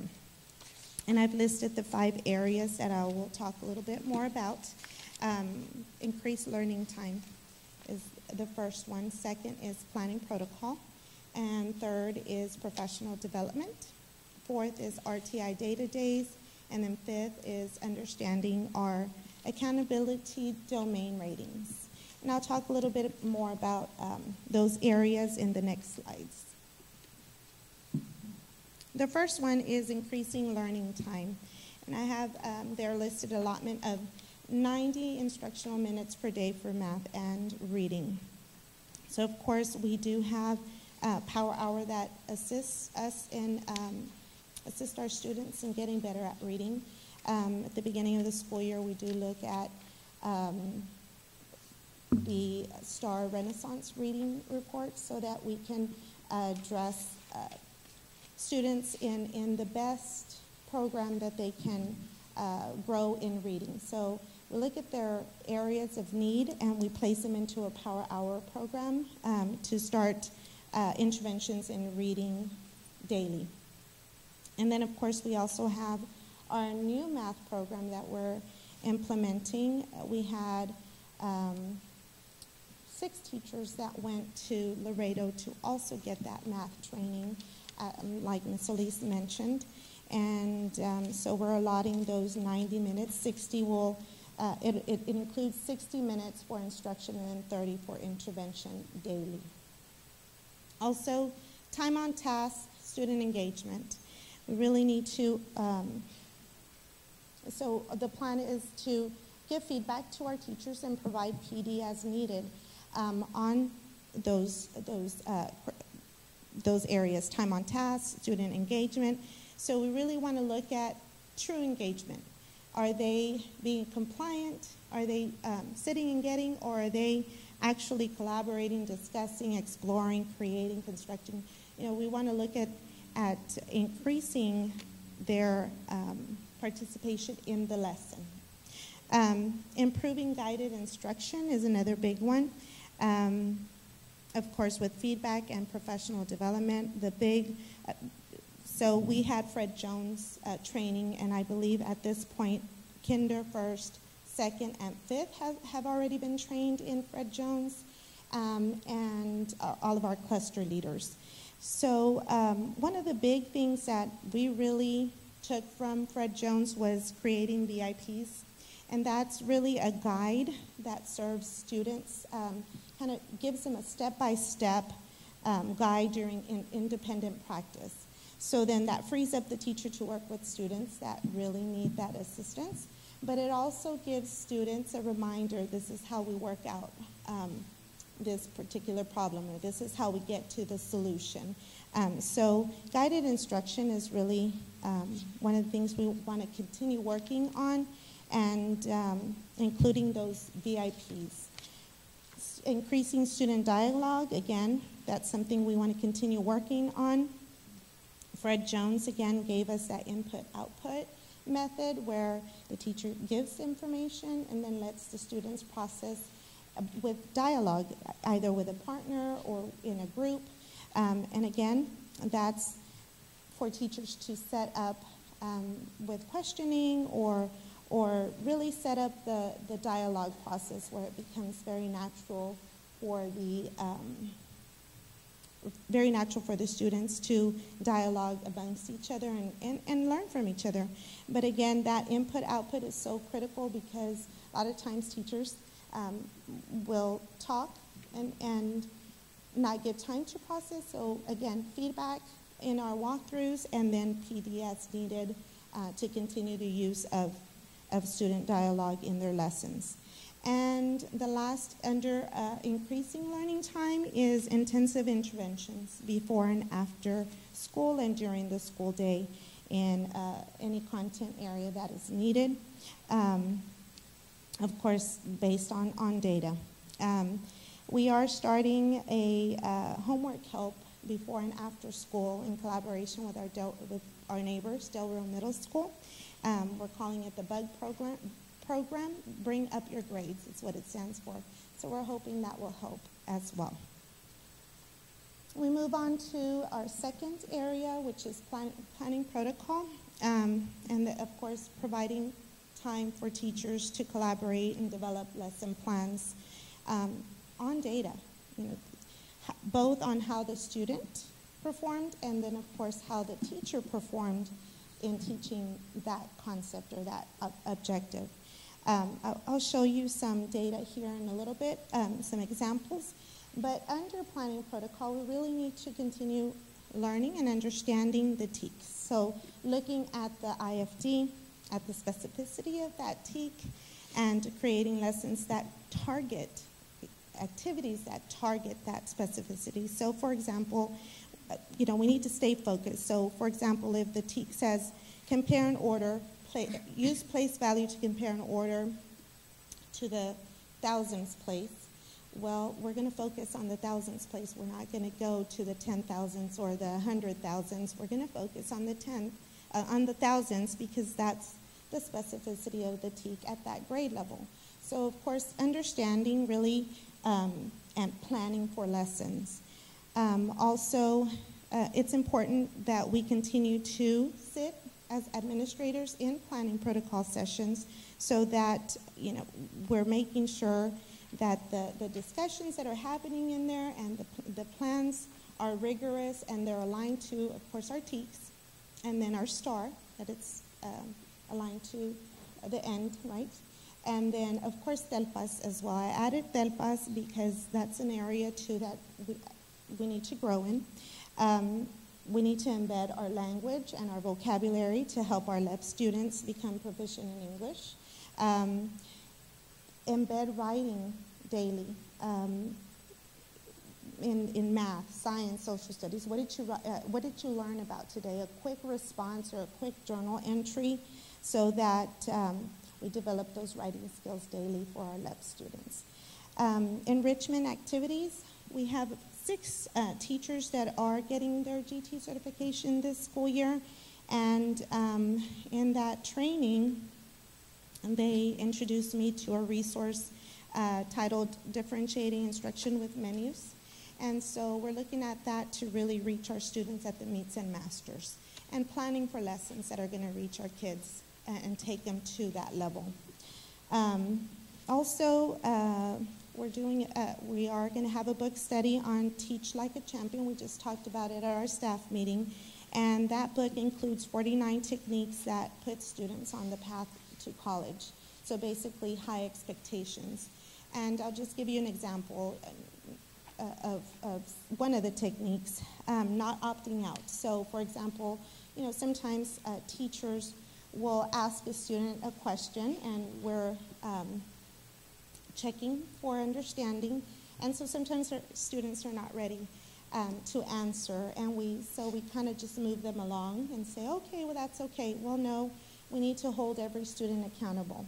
And so those are just, that's just one example of the 49 techniques, but we'll be going through that this school year so that we really emphasize those high expectations. Last year we started with our MRT planning with Kinder First and Second. We're going to continue that, except that we're going to move it into all ELA, 3rd, 4th, and 5th, because she is a master reading teacher, and so we really want, she has great experience and resources, so we really want her to continue assisting our ELA teachers with resources or just content knowledge. And then, of course, this school year, our MRT also helped us set up a science lab dedicated for all grade levels. Of course, 5th grade is already, his classroom's already a science lab. However, we lacked a science lab for our kinder through 4th, and we have it set up this year thanks to our MRT. Next, we'll look at our professional development. Of course, we want to increase what we'll be doing as administrators is increasing time in our classrooms, because we really need to base our PD needs for our teachers on what is seen in the classroom.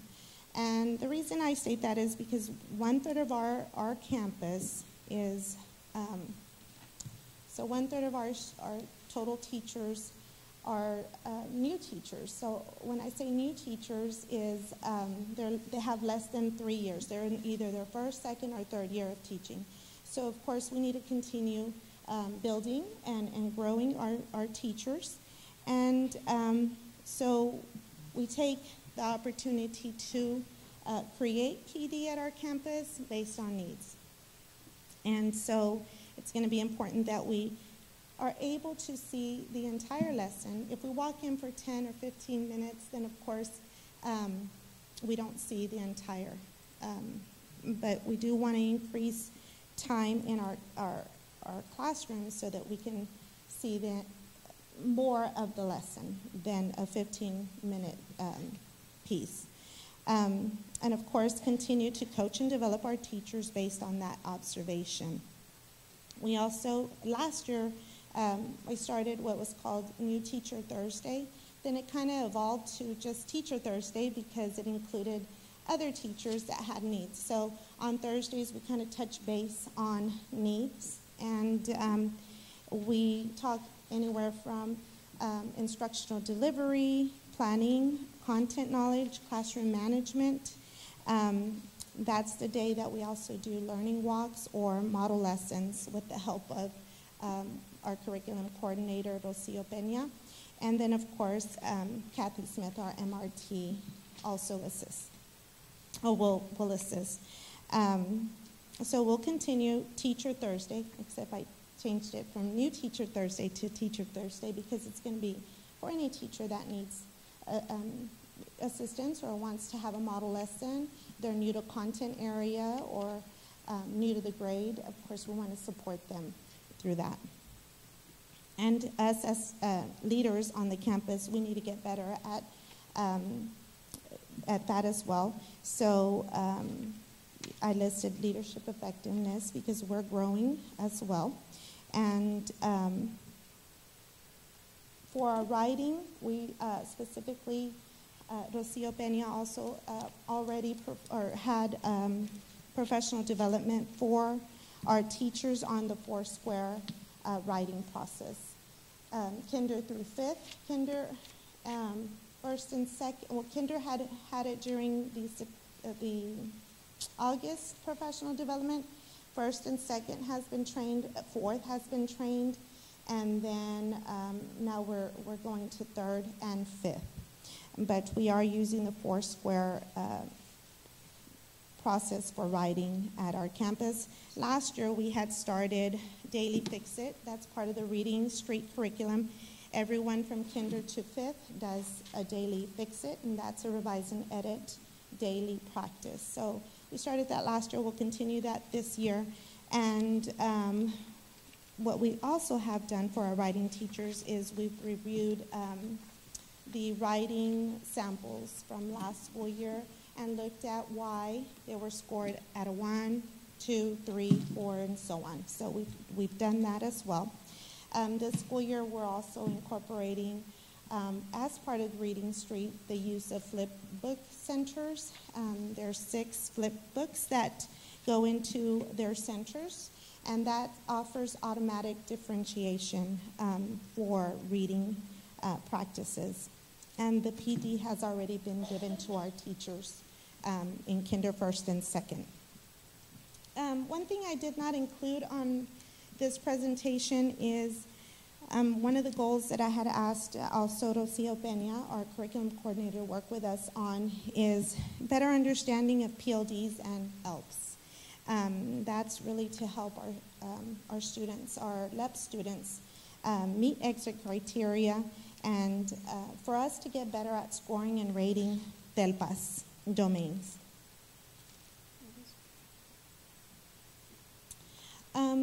Then we move on to our RTI data days, and I'm really happy that we went this route this school year in implementing those RTI data days, because I feel like this is where we really get to dive into the needs of our students. So of course those days are going to be set for teachers to analyze and respond to data. And this year what I'd like to do is incorporate a data binder where we can track students and track and monitor our students at certain checkpoints throughout the school year. But we really need to, because of our score in domain, in the first domain, which was star performance, we really need to focus on meets and masters. Of course, our approaches as well, because it's a percentage of all 3, but where we're going to get the biggest bang for our money is that meets and that masters. So we need to focus our monitoring on those areas. And so I'll show you a little clip of what the monitoring will look like. But we really, again, want to focus on tracking the progress of our students throughout the school year. based on our summative testing, because that's the closest indicator to STAR performance. Also, are they moving in the right direction? Are they growing forward? If not, then why not? And what are we doing? How are we helping? So again, guided instruction, guided practices in the classroom comes back into place. And then last year we started vertical alignment with 3rd, 4th, and 5th grade and reading and math. And we really discussed TEKS, how it looked in 3rd, how it changed in 4th, and then how it changed in 5th grade, how we taught it as a campus. And then we would invite a 2nd grade teacher once a 6 weeks.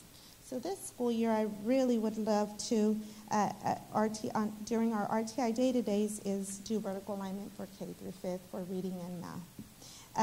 There are some great reports in Lead Forward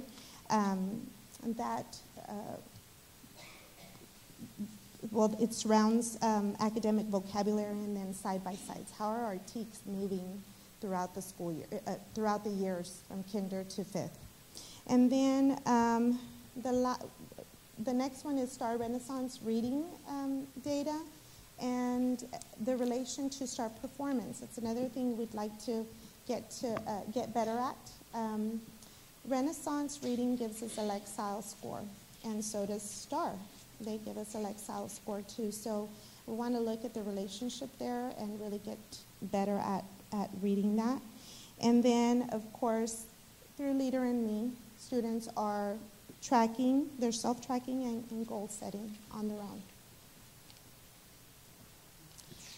The next slide kind of shows you some of the data that we've already looked at and some of the resources that teachers have been given as far as the beginning of the school year.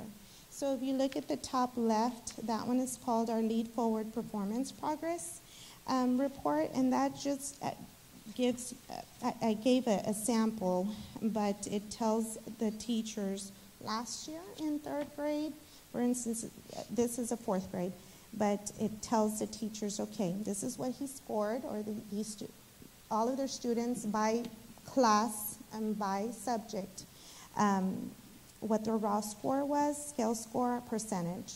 Did they approach? Were they at approaches, or were they at meets, or the master's level? And then special pops, any special population indicators. So we use that so that teachers knew where they ended last school year as far as STAR data.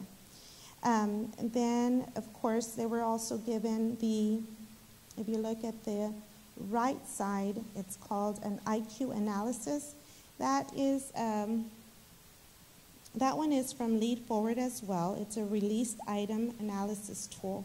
So that helps, what that does is it presents the teacher the way the student expectation was questioned from 2013 to 2018, all the different ways that it's been asked, okay? So then we look at our DMAC item analysis with responses by item, and that's the lower left-hand report. And so if you look at that second row, that's question number 2 in STAR. And so this gives the teacher information as to how she taught that objective. So she can look at what the correct answer was, and then how her students scored or answered. So it'll tell you their, question number 2, the correct answer was F. We had a 63%. And so then we look at how many students chose F, the correct answer. Then how many students, or the percentage of students that chose G as their answer. How many percentage, or the percentage of students that chose H, and then J. Other is if they didn't choose an answer. So if you look at that, then they can look at that IQ tool, that analysis tool. So that's question number 2 right there. the teacher can then say, oh, well, why did 25% of my kids answer G when the right answer was F? So that really helps clear up some misconceptions. They must have gotten confused on this. So it really helps the teacher reflect on their teaching. Okay. The next slide shows some of the cycle reports we'd like to use on those RTI data days. Of course, one of them being that item analysis that I showed you over in that previous slide. The next one that we're showing here is called a student response by demographic. So after a test, we can pull this report, and then it lists all of your students, and then it tells you what each student scored, the raw score that they passed, what was their score, any special pops, and then it lists every question in the test and how each student responded. So if there's a positive or a positive sign, they got the answer correct. If there is a letter or number in there, then that was an incorrect response. If there's an asterisk in there, they didn't respond to it. They just skipped that. So this is a very useful document. It comes from DMAC, and it's called a student response by demographic. That's a picture for the teacher that tells you who responded correctly and if they what response they gave. Is there a question, or do I need to stop the presentation? Yes. Can you the first the one previous to that, the first report that you shared? BOY, that one. At the very bottom, left-hand side. I'm sorry? Yeah. I believe the correct answer, they got 63% got the correct answer. So this is just, this is not a true report. I just wanted to show us an example. Okay. I was looking at the percentage of who scored A, for example. Right. No. And it doesn't add up to 100. I only chose about 3 or 4 students because I just wanted to give you an example. Okay. We have an item analysis from last school year, but I really want to use these for our cycle reports. So at the end of this cycle, I won't say 6 weeks because not every cycle is 6 weeks, but at the end of the cycle, we can look at the data based on what they taught that 6 weeks. Normally, it adds up to 100%, like, you know. No. These. Sorry about that. It was just That's a all right. sample. It's just a sample.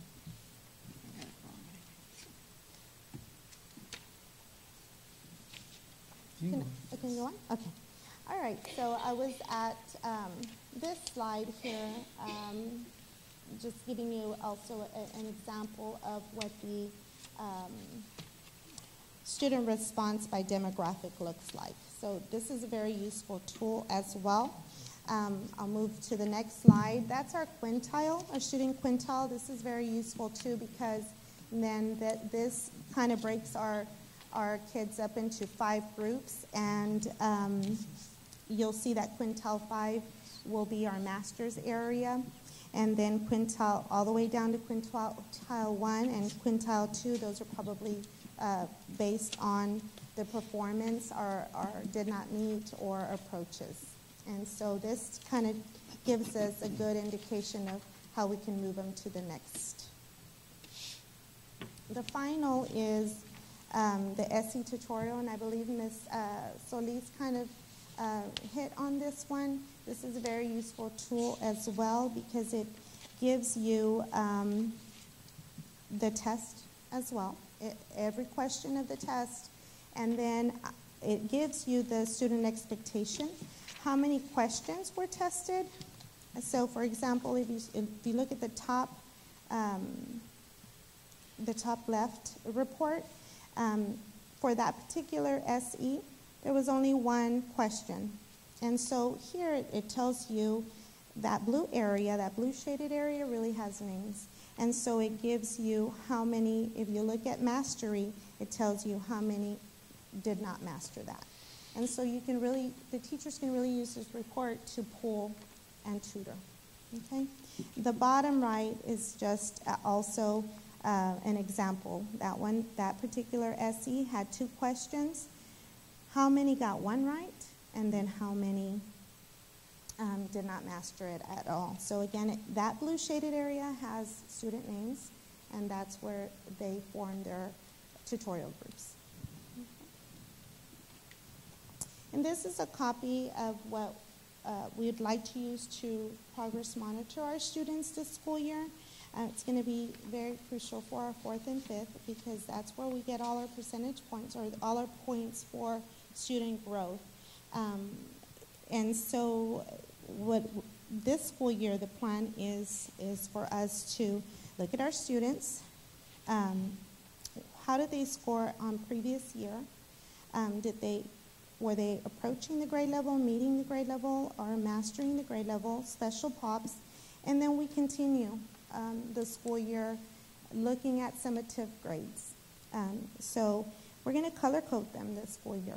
If they're at red, that means they started off last with not meeting standard. If they're coded in yellow, they're in their approaches. And then blue meets and green masters. So our data wall at our campus is going to also look like this. So every student, so for example, Jane Garian, she was a master's last school year. So she's going to start off with a green dot in reading. First 6 weeks, we're going to look at her performance. If she is in the meets area, then she's going to get a blue sticker right next to that green sticker. So we know she went down. We need to watch her because we really need to keep her at masters. And so that's what our data wall is going to look like. But of course, the data binder will also have this sheet right here that you see in front of you as the monitoring piece. Okay? And the teachers will get that by subject and by class. So we'll be tracking them. They already received this, but the tracking will be done by subject and by class, okay, so that they can really plan for that intervention in that class. The last of our focus areas is really just understanding the accountability domains and the ratings. So again, our data wall, our data room, will be set up with accountability language and really focusing on our meets and masters and the growth, the points system. How do we gain points for our kids? And then, of course, we're going to track and monitor based on meets and masters, really focus on those areas, and then just continue talking the accountability language. And that is all for my presentation. Are there any questions for me? Questions from board members? Mr. Contreras? Yes. Thank you for your presentation once again. I mean, you did great. I really appreciate that data wall. I think it's going to be very, very useful because you're going to capture the student and monitor the progress as they move on throughout the year. So that's going to help us a lot to identify these students. One of the things that I wanted to ask Dr. Rios, and of course, since you're there, Mr. Veteran, is anything that it takes away from instructional time, whether it's things that we do teachers do throughout the day, reports that might not be being looked at, or identify any report that us or you as administration that really don't look at, eliminate it to give the teacher more instructional time. I mean, if there's reports out there that are outdated, useless, or you might identify, or teachers might identify and communicate, you know what, why are we doing this report if nobody's really looking at it, or it's not going to be used, identify. I mean, so we can give the teachers more instructional time if it's affecting their instructional time. Do you understand? I mean, there might be something, I don't know. But overall, thank you, Ms. McKenna. I know I do, the 4th grade math teachers, great. Thank you, going above district. Also, for those of teachers that took the time to go to Laredo, all the 4th grade teachers, you know, and traveling, appreciate it. And thank you, teachers, for everything you do. Thank you, Mr. Contreras. And we do use other reports from time to time, but these are the ones that we really like to look at because they are so useful in DMAC and in Lead Forward. Thank you. Other questions, Ms. Sanders? Could you just tell me a little bit about the Foursquare writing? Sure. So Rocio Peña, our curriculum coordinator, well, Kinder first got the training during the summer PD, well, not summer, but in August when we returned back from summer. And so it's really an organizational piece, and so it helps the student really organize their thoughts and what they're going to write about. It's a graphic organizer. They start off with a graphic organizer, brainstorming, and then they start adding details. And so it's really 4 blocks. In the middle, they have their the prompt, or what it is that they're going to be writing about. And so then there's 4 squares, okay? And in each of the 4 squares, they're going to add of course, their main idea and then their details.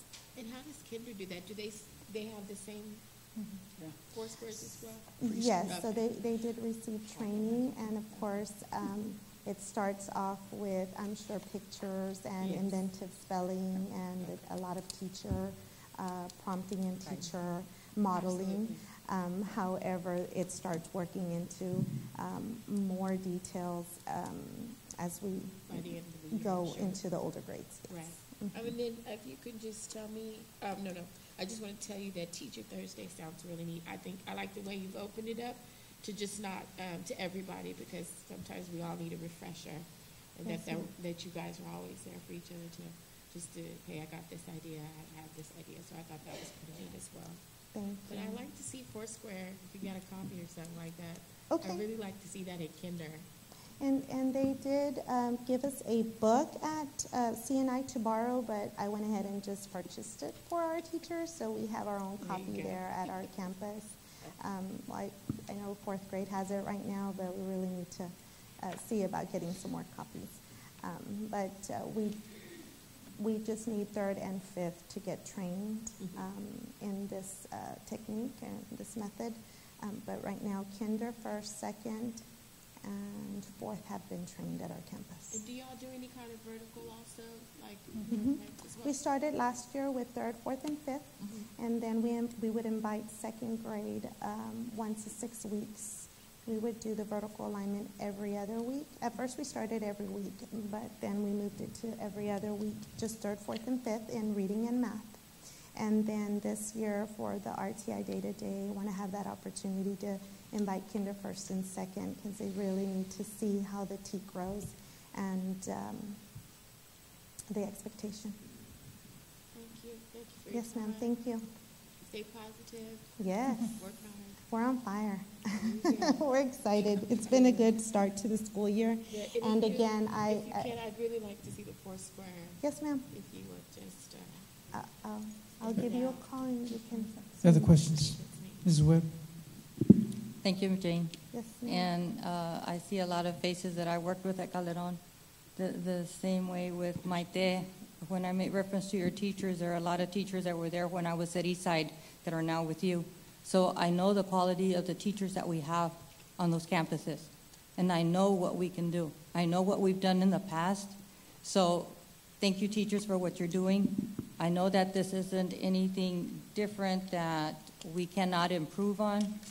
And the teachers, I'm looking at them right now because they know 60s are not acceptable to me.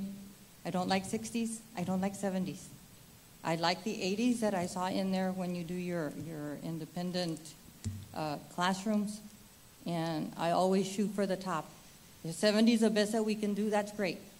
But shooting for the top is what we go for, and I know that that's what you're going for as well. You mentioned Fred Jones and some of the independent practices that he's doing, which leads me to think about some of the GT and guided practice. That all ties into the GT program as well. So if you can branch off of that as well. And when you mentioned before school and after school and using the middle school behind you, we used them when I was there as well. opening up the campus at 7 o'clock in the morning, 7:30. You have those kids that are early there, and they're early here. So that's a great plan. And for Maite, you can also use a 9th grade. They're right there. I used to use a high school over at Lonnie Green. So there's a lot of things that you can utilize. So there's no reason why we can't be at the 80s or higher, you know. And I know that sometimes the state gives us, I'm not sure exactly what the state says right now for math. Is it, what percent is the state level right now? 60? Or, Ida, what's the passing level for math? So for approaches, Yes. it's 55, 56. 56 for approaches. To me, that is way below. I'm sorry. That might be what the state is saying, but would you like for your child to be 56? I don't think so. So we need to always look above and give those students a flexibility that if they miss 1 or 2, they're still going to be above. We want to give all of our students that flexibility that if they want to go to college, they have that opportunity to be successful. Not just, I get there and I can't make it. So, Nikki, I know you're naughty. So thank you all. Again, thank you, teachers, for everything that you all are doing. And the same thing with my dad. Thank your teachers. I know I stressed it when they were here, you know, how important they are. And it's not, what is it that the teachers are not doing? It's where are we and what do we need to improve? Because if the students fail, we fail as teachers, we fail as administrators, we fail as a board. So we need to get our students to where they need to be. So thank you, Ms. Queria. And I, again, as a leader, I'm always growing and learning. We focused a lot on approaches last year, and we need to focus on the meets and the masters, all of them. We just need to grow everybody and really focus. And I really feel like our data wall and monitoring the progress of our kids every 6 weeks, that's really going to help. And one of the things on the 4 squares for writing, another thing that was very well implemented and was the UIL writing teachers from secondary. I know there was an excellent one when Mr. Mesa was there, Ms. Rodriguez. She wouldn't mind having our teachers, our 4th grade teachers, go and visit with her because all our kids were always passing. So that's something else to take into account. Yeah, so utilize the resources that we have. So thank you. Thank you very much. Like Mr. Contreras, I also know you as Jane Bejarano. Yes. I just wanted to thank you. We went to school together, so he remembers my maiden name. Thank you for preparing this report, and I also know you have excellent teachers on your campus. And Definitely. I want to, again, focus attention on the accountability system. Yes. Because it is, you know exactly where improvement is required in those areas that you see here on the report. And then also focus on attention on the booklet and resources that are available for parents, because you even have a list of books that they need to read at that grade level. And more than likely, some of the questions that are asked in the reading test are going to come from either those passages or related to that reading that is provided for the parents. But that booklet that is given at the end of the year with their scores focuses on what they need to be doing as parents. So take advantage of that, and also, again, use your instructional time. As Mr. Contreras mentioned, it is so crucial to protect that instructional time. I know things come into play throughout the year. You know, you can tell like pictures and, you know, other events that happen that are not so much instructional, but do take away from the instructional day. And again, there's a sense of urgency because, you know, schools are going to be rated with that A through F. There's been a lot of negative responses in regard to board members that don't support that A through F, but it's a thing that is current, present, and will continue. So each campus will be rated next year, and hopefully your campus will have lots of improvement throughout the year. Thank you, sir. Yes, Thank you. we'll definitely Thank you, teachers. keep working hard. And I think that's a great idea, having a parent training on the STAR resources for them. Thank you so much. Thank you very much. Okay. Thank you. By the way, if you see me at school, I'm just eating lunch with my niece. Board, would you like to take a few minutes restroom break? Anyone? No kidding. Let's do it. Anyone need about 10 minutes? Let's take about 10 minutes, okay? Sorry.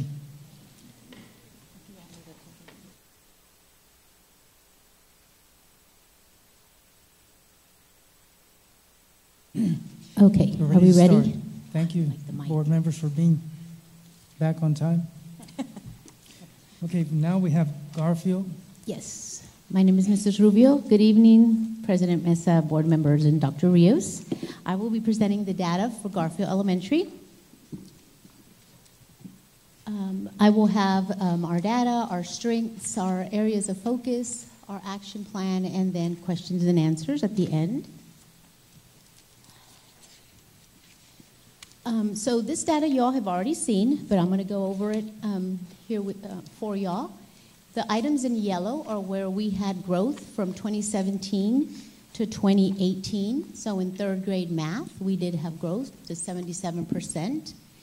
In third grade reading, we had growth in 67% in approaches, and in masters, we had growth to 19%. And that is third grade reading and math. In fourth grade, we have everything you see in yellow, so I was really pleased with fourth grade. They made great gains. We went from a 55 in 2017 to a 66% in approaches for math. In meets, we went from a 21% to a 27%. In masters, we went from a 7% to a 10%.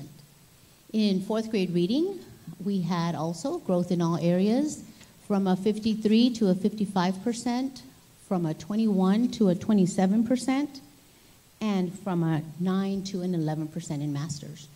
And in writing, we had growth as well in two of the categories, from a 38% in 2017 to a 47% in 2018, and from a 7% to 24% in meets. So like I said, very proud of fourth grade. They did very well. In fifth grade, in math, we also had gains in all three categories, from an 88% in 2017 to a 91%, 46% to a 49% in meets, 15% to a 16% in masters. In fifth grade reading, also, we had growth in the approaches category from a 70 to a 73%. And in fifth grade science, we had growth in both the approaches and the masters categories, from a 59 to a 66. And, well, in the masters, we stayed the same, 7% to a 7%.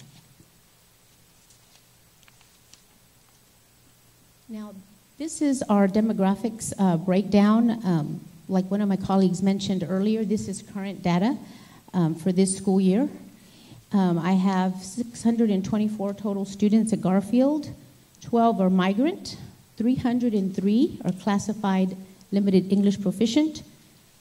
28 are M1s. 24 are M2s. In special education, we have 62 students.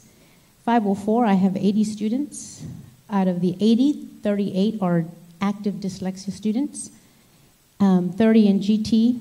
And I had 57 retained last school year.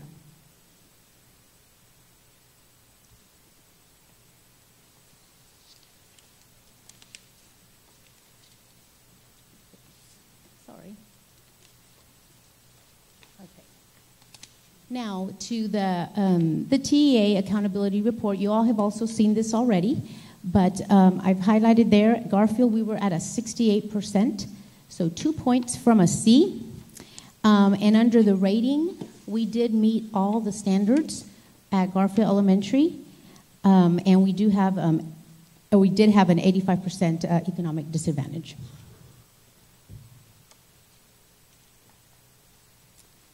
Now, these are just some of the strengths that I listed for Garfield Elementary. All third grade and fifth grade math scores were above the district average in approaches, meets, and masters. Third grade reading had increases in approaches and masters. Fourth grade, like you saw earlier, had gains in approaches, meets, and masters on both STAR reading and math. In fourth grade writing, we had increases in both approaches and meets. Garfield had increases in all tested areas in the approaches category. And another strength is the utilization of district leadership and campus leadership to build administration capacity. Last year was my first year at Garfield, and I was always calling and asking for assistance or ideas from both leadership, district support staff, my colleagues, and of course my leadership team. We had an increase in campus culture and staff, and in our staff survey. So these are the three that we focused on at Garfield. However, in the staff survey, we had gains across the board, and I was really pleased at that. For being my first year, worked really hard, getting to know the campus and so forth. But in these three areas, the first question being, I have the equipment, tools, and supplies I need to do my job. From 2016 to 2017, there was a 69%. My first year, which was last year, 2017-18, went up to an 86%. My work is appreciated by my supervisor. Previous year, they had a 78%. Last year, we had a 92%. And I am satisfied with the result, with the resources for teachers with special POPs. 2016-17, Garfield had a 49%, and last year we were up to a 73%.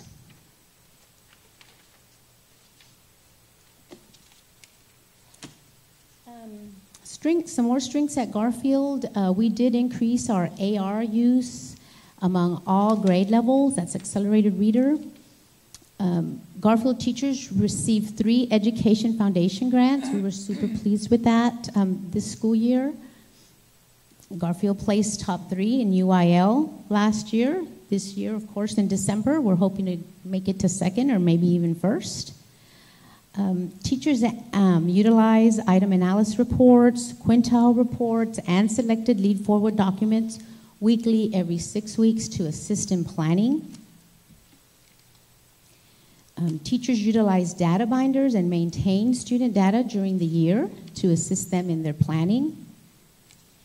We also have Leader in Me data and leadership binders for all our students in grades K through 5.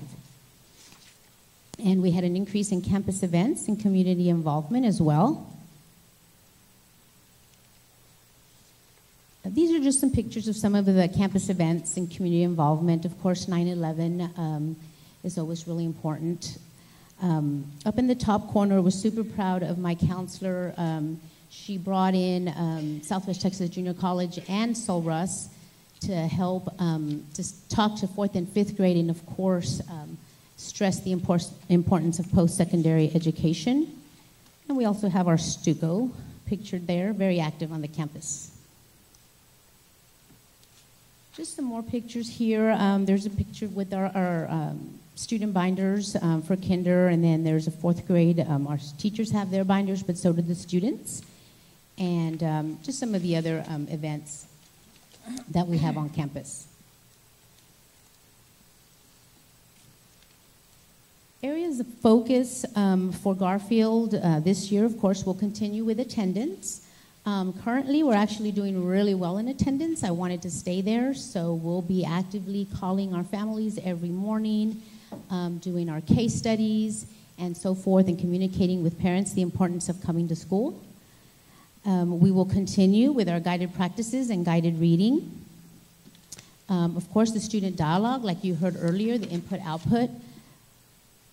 We will increase our formal and informal assessments as we check for understanding on an ongoing basis, because this is where then teachers adjust their instruction to meet the needs of the students. We want to increase our understanding of the depth and complexity in TEAC strands. One that's really big for me at Garfield, I noticed last year, is we need to utilize a lot of community resources for students and to increase family supports. Because if there's stress going on at home, it's hard for the students to come to school and learn. So I work really closely with the counselors on this one. Also, areas of focus would be increased student reading levels and star reading scores. At Garfield, that is one of my priorities is our reading. And of course, overall, we want to increase our TA accountability rating and aim for high 70s, of course.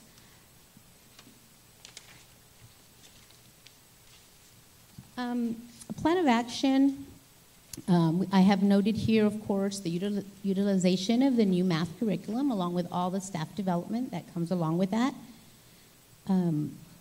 We want to focus and target specific areas in reading, math, writing, and science. We want to effectively use the RTI data days, like was mentioned earlier, so we can evaluate all the data and specifically target students' needs and address what they need.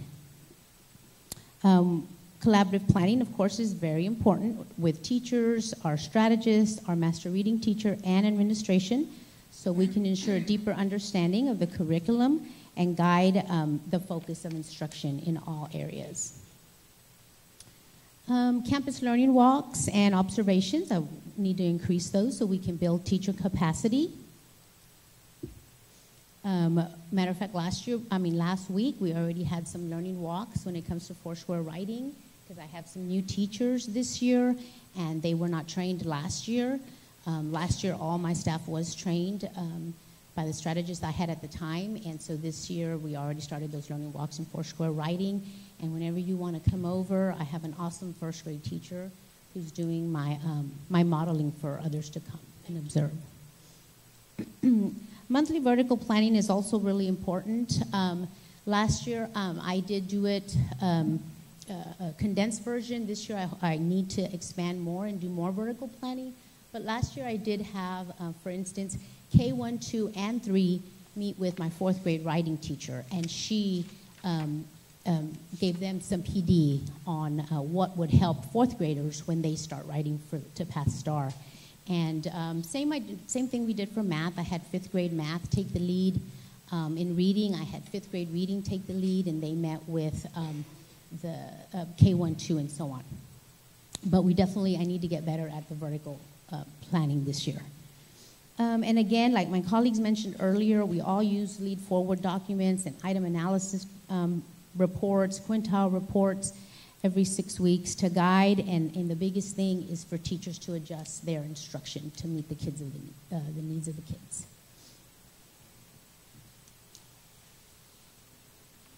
And that's it. Mine was a lot shorter. A lot of my colleagues touched on a lot of other things, district initiatives that we all implement, and so forth. Thank you very much. I'll open it up for questions from board members. Well, I'll say a couple of things. Sure. First of all, I'm glad that you met all the standards.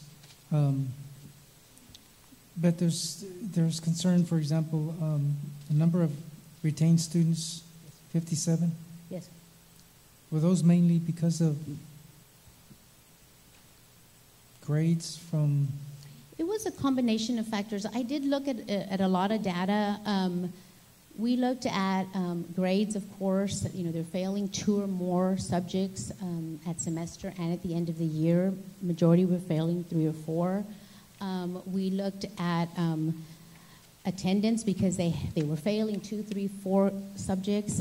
They were out 25, 30, 43 days last year. And all of those, we had documented contact with families. That we do continually, on a weekly basis, as we contact families when they're out so much. We looked at reading levels, so it was a combination of factors. But if they were failing 2 or more, and their reading level was, 1 or 2 points below the grade they're in, and of course the 5th grade because of the STAR not meeting the standards in reading. But yes, we looked at a lot of data, and we sent out possible retention letters in early February. And all of these students that were retained had received one in February. Well, I just, what I have to say about that is to monitor those students well. Yes, yes. Because it might be 2 points away from getting a C or. Oh, And you have, if it's an A through F, we know that it's low. So there's improvement to be done, but monitor those students as Yes, well sir. to make sure that progress is made. And then again, utilize resources available for you from the TEA website in regard to the booklet for the accountability system. And I know that you probably have the highest, biggest economically disadvantaged I believe so. population as far as students.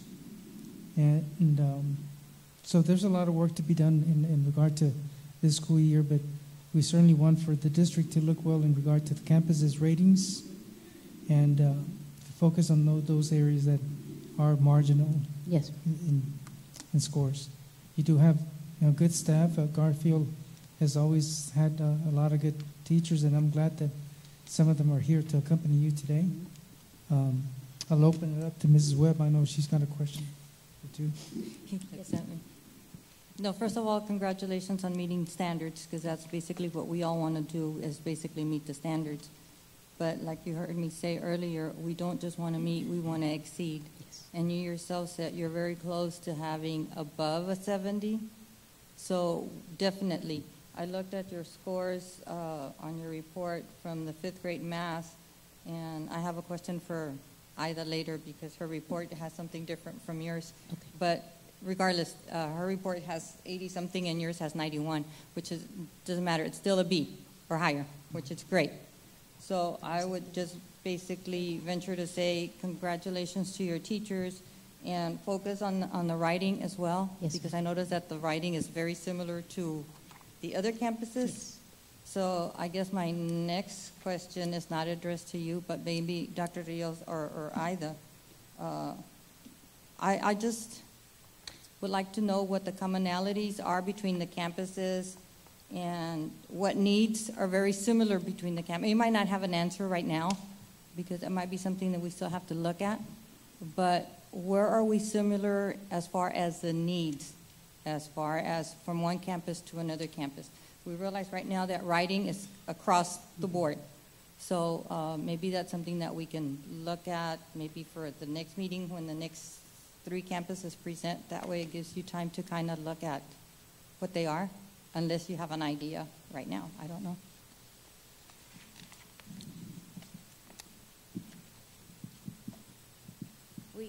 We can definitely provide you that information, Ms. Webb. I will say that some of the commonalities is just the usage of time and the fidelity. Every principal here, in one way or another, has said that while we do have an allotted amount of time for reading or for math or for writing, what is done within that block of time is very different among the campuses. So while one teacher may take 15 minutes for a journal entry, another one might take 45. Those are some things that we're discussing now so that we do have some commonality, and we are talking to teachers with the best practices. As far as writing, we do have a writing initiative that began last year. We did make a large investment. The teachers were purchased crates and folders, and there was a writing process. Again, it was our first year. We learned through that year, so we do expect to see some much stronger results this year. It's a process of not writing every day, but rather having one prompt for 5 weeks and working through that prompt. It involves a lot of conferencing with students, because if the student does not know what they're doing wrong or how they can improve, that's when we need the teacher to conference and show them. So it's not a new prompt and a new prompt and a new prompt. It's take this one, let me give you some coaching, and you go back and fix it. So again, that was started last year.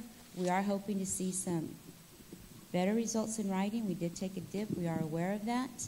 And I am going to comment on what Ms. Solis said about the time that we spend on the actual writing prompt versus the editing and revising portion. Sure. And then the other area to look at would be on student responses, because if the students are basically responding with the incorrect answer across the district, then what do we need to do as a district, or what does the Department of Instruction need to do as a district to focus on those areas? Yes, ma'am. And that is one of the key reports that we do use. Thank you, ma'am. Other questions? Mr. Contreras? I just want to make a comment. Thank you for your honesty on those kids. It's unfortunate that they were retained. However, I'm glad that we're not pushing kids through. You know, if there's an issue with the students, let's identify those students. Let's help them out. Let's get them to where they need to be. But that's to Dr. Rios. I mean, all too often, sometimes we do hear that we're pushing students through, and we should not, if that's the case. So thank you, Mr. Rio, and once again, congratulations, on your school. Thank you. I just want to, again, reiterate on that point. I think it's a very, very well-made point that it doesn't make any sense if they're not able to read to move them on ahead, because eventually they will not continue after ninth grade. They will drop out because they have to earn credits, and so they have to be able to read and of course, be good at math and everything else. Mr. Smith? No, I like the approaches that I've seen from every campus tonight. I mean, you got some standardized things that you're trying to roll out, and standardized work increases efficiency. Efficiency drives improvements in our education program. So thank you for that. And I know you guys took a lot of time and effort putting this together. So thank you for that. Thank you, sir. Ms. Andrews, yet? Thank you, ma'am. Yes, sir. Stay positive. Ms. Gonzalez? I think that. Thank you very much. And again, continue using the tools that are available to you, like item analysis and so forth. Thank you so much. And thank you, teachers, for being here in attendance with your principal as well.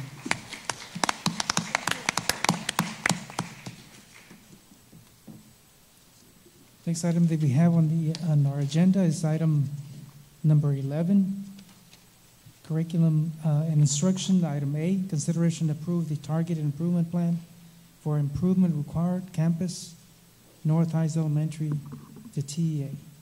Ida Gomez.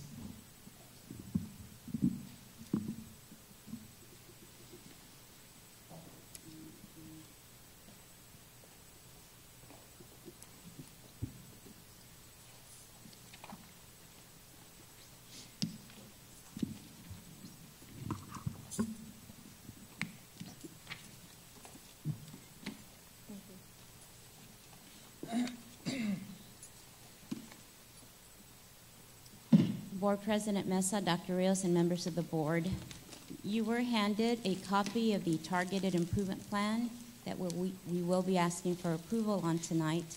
It's very small font. Just want you to know that it comes that way. You cannot change anything on it. So I do apologize, but it is on the big screen also. For any member who is aware of a targeted improvement plan, this is drastically changed. It used to be several tabs of information. While the campuses had to look at data, they also had to provide strategies for every content and pretty much every subpop. The state quickly realized that that's too much. It's not focused and it's not structured. So while it was a recommendation, the campus come up with 2 problem statements, we did as a team decide on the third, which I will go over in just a moment. There are some requirements that TEA asks for. First of all, you do have to have a district coordinator of school improvement, somebody from the district, that would be myself. And you do have to hire a professional service provider, which the board approved last month as Dr. Cantu. In addition to that, the campus leadership team, identified by the principal, has to go through a TASE training. That is the Texas Accountability and Intervention System training, and it is conducted by the region. So David Bedford from Region 15 came, and he conducted this training with the campus staff that was part of the leadership team, myself, Ms. Erica Varela, who will be heading up the new math curriculum, and Ms. Peña, who is the district coordinator for that particular campus. During that process, you have to look at data, and for instance, you look at reading, and the reading scores were low. Well, they need to go through a process that identifies a problem statement. From the problem statement, they have to identify a root cause. From the root cause, they have to identify a goal for improvement and then a strategy. In our case, there is a goal for North Heights for reading improvement, math improvement, and how to implement the 4 areas of focus that all the principals referred to. If we don't improve on the areas of focus, we cannot even start to improve reading and math or any of the other contents. So that is the reason you will see 3 goals. On the side of the plan, you see something called short-term, intermediate, and long-term goals. That's on the left side, blue column. The short-term is really training. The intermediate is really implementation. And the long-term is really results. So that's how the campus leadership team went about building this plan. You'll see that there's activities, activity timelines, resources, responsible individuals, goals for the activity. Then over to the right side, you will see results for the activity, the status. If I can move this over, I'd like to show you. Okay, I don't know how to move this over.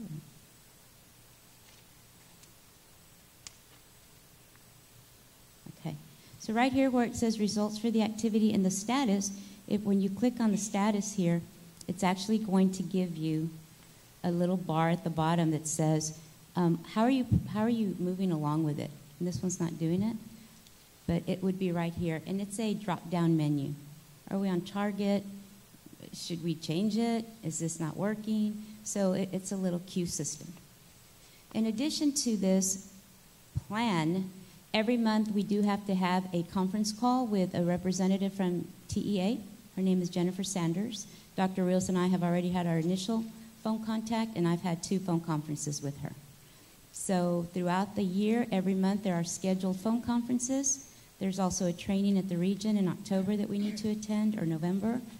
And then we do have those updates to the board, to the state. The difference is that in years past, all we would have to do is type in our data and send it.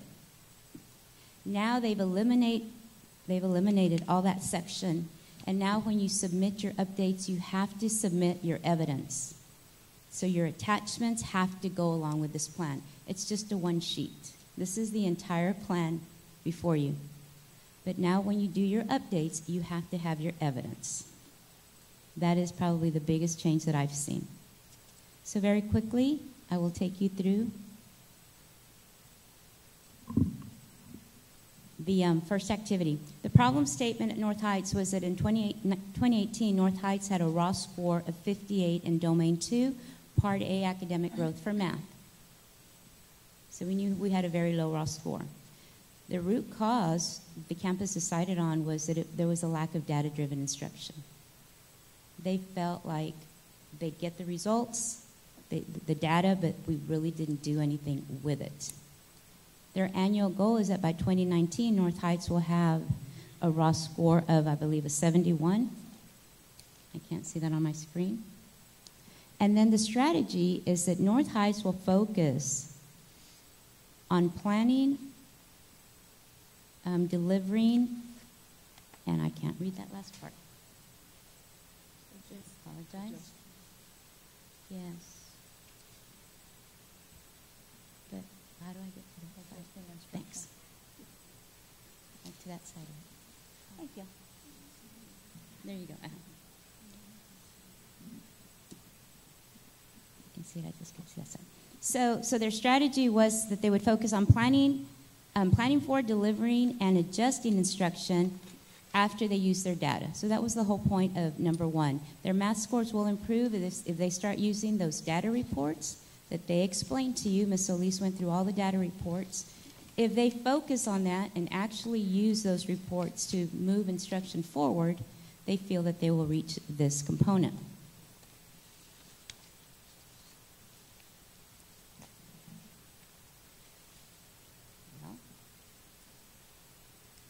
On the left side, you will see the activities, again, in the short term, intermediate, and long term. They need to identify the area of focus. That was the TASE training that they went to. They need to select data reports to use to drive instruction. There are so many reports. Somebody mentioned, I think Mr. Contreras mentioned, are there some reports that are more useful than others? That determination has to be made because you can get lost in the amount of reports. They need to create their data room. When we did go to Laredo, we saw some very effective data rooms. Our district also has some data rooms, but what we were able to observe there added more than just data. It actually showed expectations and something so that the teachers have access to that every day. You know, what is our goal? Not just a number.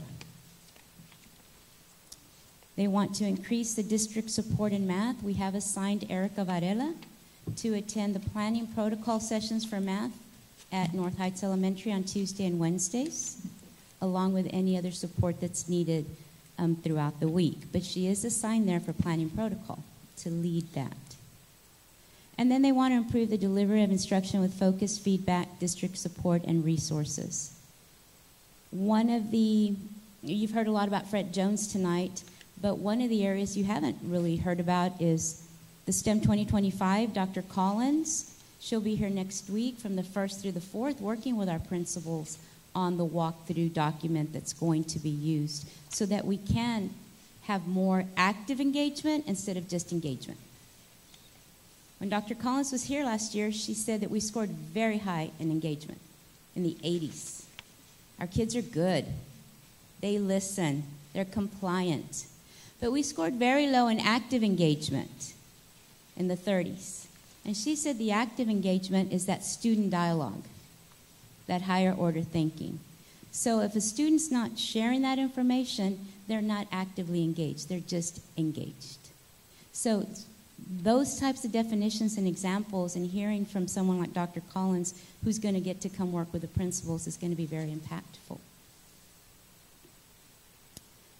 In the intermediate section, you'll see that they want to review and monitor weekly progress monitoring assessments and 6 weeks assessments.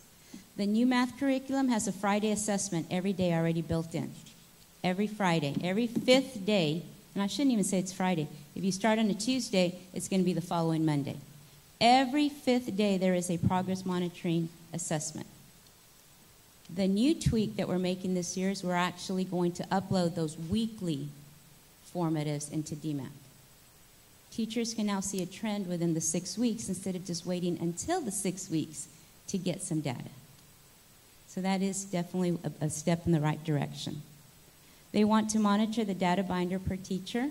That is a process that, again, was not completed with fidelity the last year or two, and that is a focus that North Heights wants to do. The RTI data days, we've had a lot of discussion about how to maximize those minutes that day. It will involve meeting with those clusters, looking at certain reports, and also some planning time. And then we have to implement the learned practices from district professional development. We have had QTEL strategies come in since 4 years ago telling us that we need student dialogue and engagement. Kelly Harmon came in and talked to us about guided practices and targeted interventions. Fred Jones came in and talked about how to set up a classroom so that you can walk around in your power zone and actually go and intervene with students quickly. He talked about the input-output method. He talked about anchor charts. He talked about the importance of that direct instruction, but not without frequent monitoring.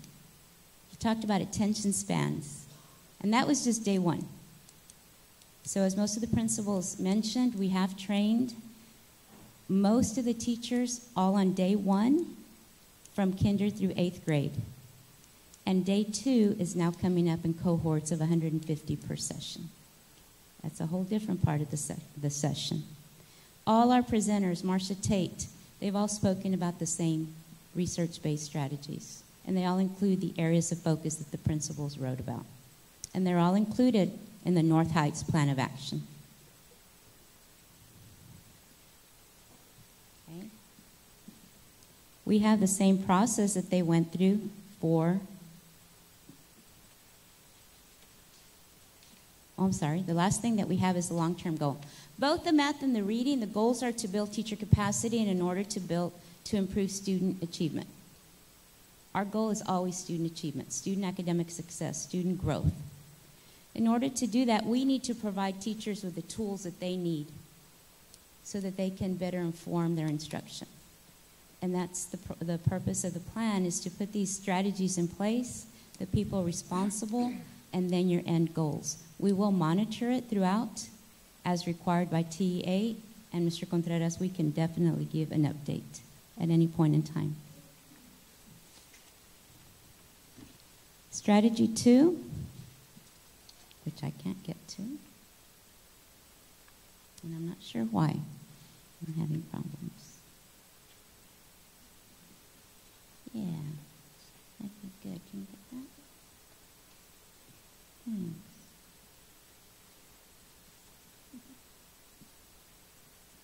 Okay. So strategy 2, or goal 2, talked about at North Heights Elementary, they had a raw score of a 33 in Domain 1 for reading. The root cause was a lack of scaffolding learning opportunities and the teachers understanding the depth and complexity of the TEKS, and I believe that was the area of focus number 4 for when Ms. Solis presented her plan. The goal is that North Heights will have a raw score of a 37 at the end of next year. That's higher than what she needs to get out of IR, which is the immediate goal, but definitely not the end goal. And then, of course, the strategy is to focus on the approaches, meets, and masters.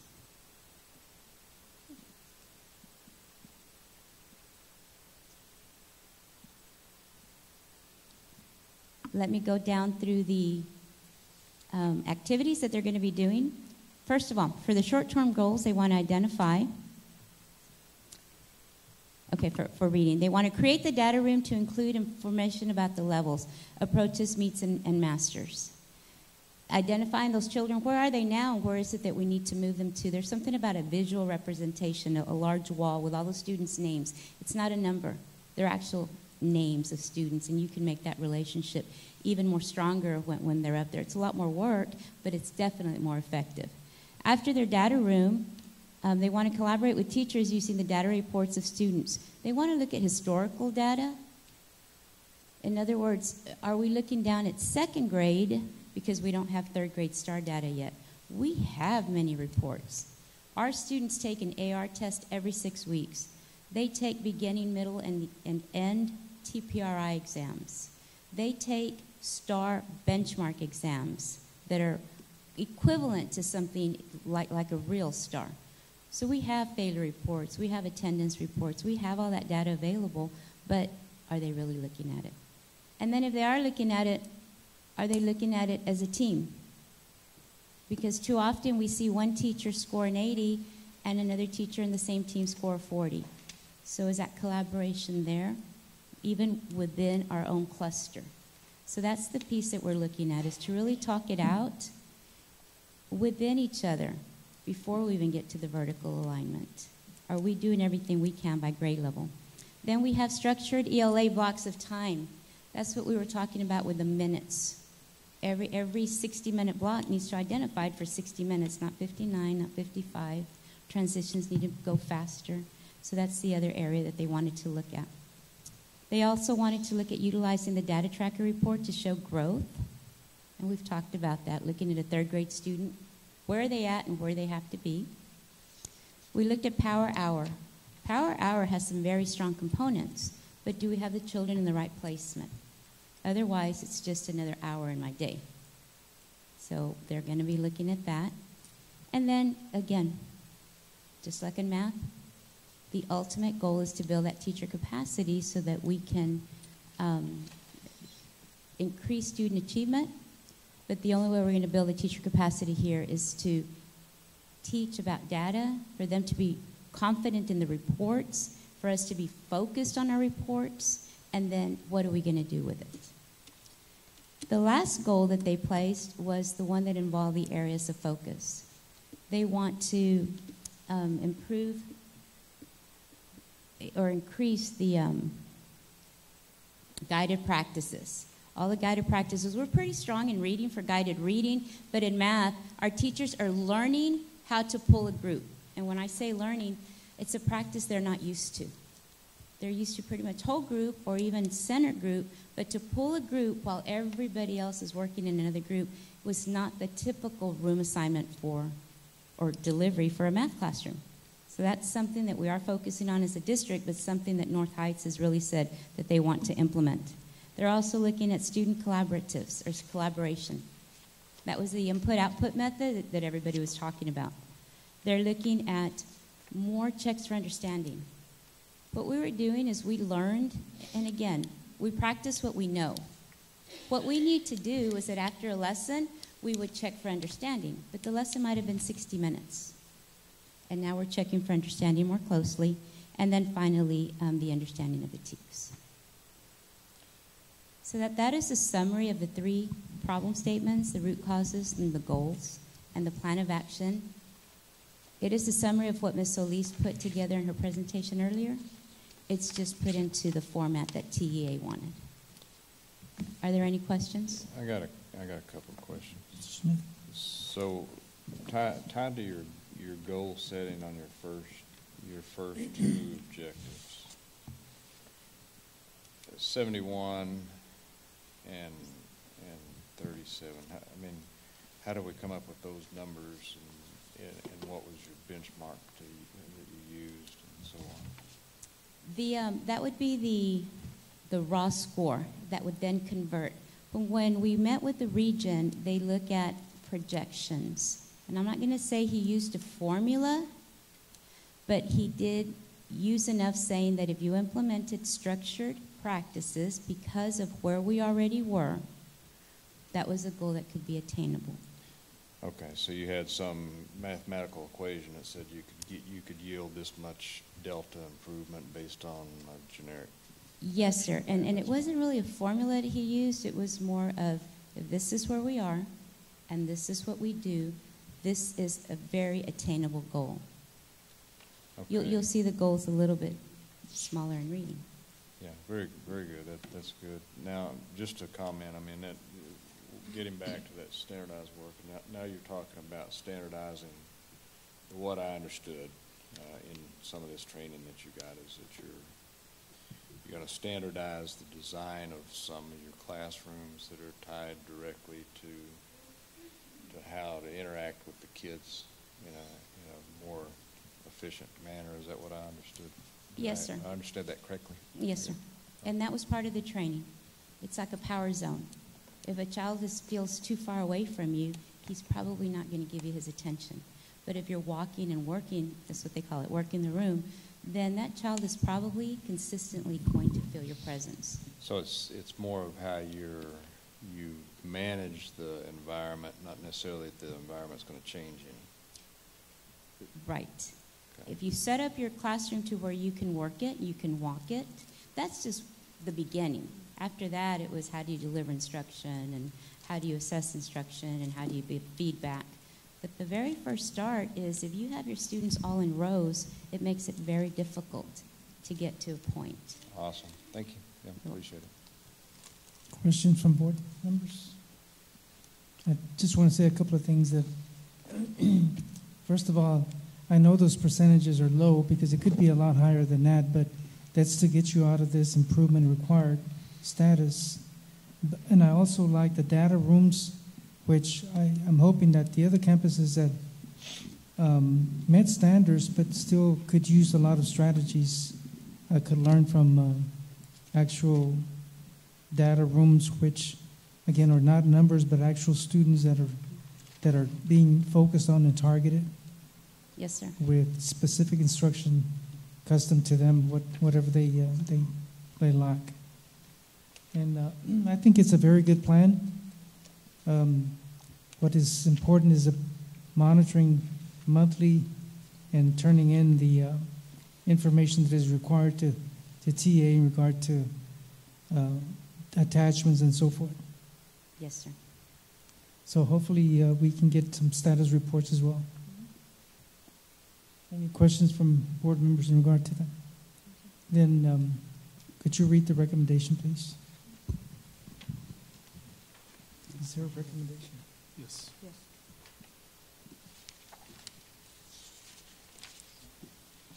Okay. It is a recommendation of the administration that the Board of Trustees approve the Targeted Improvement Plan for North Heights Elementary IR Campus as written to be submitted to TEA. You've heard the recommendation from administration. Is there a motion for approve? Okay, motion by Mr. Smith, seconded by Mrs. Sanders. All those in favor, please indicate. Motion carries unanimously. Thank you very much. Thank you. Well, let me just make a couple more comments while we're here together, because I mean this is an important piece, right? At the end of the day, you've got a lot of tools, and one that I haven't heard that I was kind of hoping to hear, right, is in order to change a cultural shift, right? You know, that's part of what Dr. Rios and I talked about in the early part of last summer, so whatever that's been, 16, 18 months ago, is taking, you know, those Dr. Bell principles, and I think all of y'all have been there, and using those tools, not just for your development, but the development for your campus. And anyway, I'd like to see y'all use those tools, because in order to become what he told you, right, is in order to become part of who you are as a campus or who you are as a person, if you want to alter that, it takes an effort and a repeated effort over long periods of time to make those cultural shifts. So please use those tools. I think they're important, is the point that I'm trying to make. So. Mr. Mesa, can I Mr. Gutierrez. I just want to thank all the teachers and principals for your presentations. Obviously, everybody invested a lot of time to come up here and give your presentation, so thank you. And if there is anything we can do as a board, please, by all means, let us know. Identify any issues that you might have, because at the end of the day, we're here for our students. So once again, thank you for being here. Thank you very much, and thank you, Mr. Smith, also for those comments. Again, I want to thank all the work that has gone on, and we'll monitor the progress and hope for a successful year in our regard to the campuses that are in question, in regard to success and improvement as we go through the year. This time, it is 9:18 p.m. We are going into closed session permitted by sections 551.071, 551.072, 551.073, 551.074, 551.076, 551.082, 551.084, and 551.087 of the Government Code, Texas Open Meetings Act. If a final vote is required on any matter considered in closed session, it shall be taken upon reconvening in open session. We're going into closed session pursuant to discussion of personnel or hear complaints against personnel, consultation with attorney, and discussion regarding consideration of terms for resolution of TEA number 277.SE0618 San Felipe Del Oro CISD due process matter. We're now in closed session.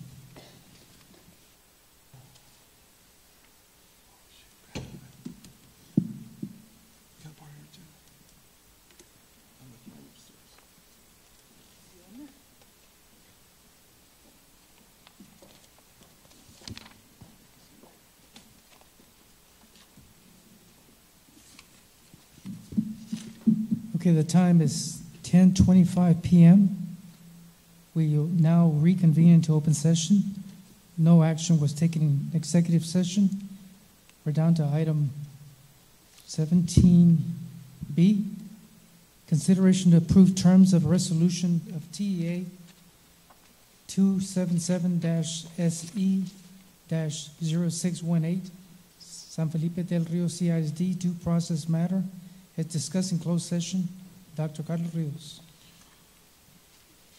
President Mesa, members of the board, it's the recommendation of the administration that the board approve the terms of resolution of TA 277-SC-0618, San Felipe Del Rio CISD, as discussed in closed session. You have read the recommendation from administration. I will entertain a motion for approval.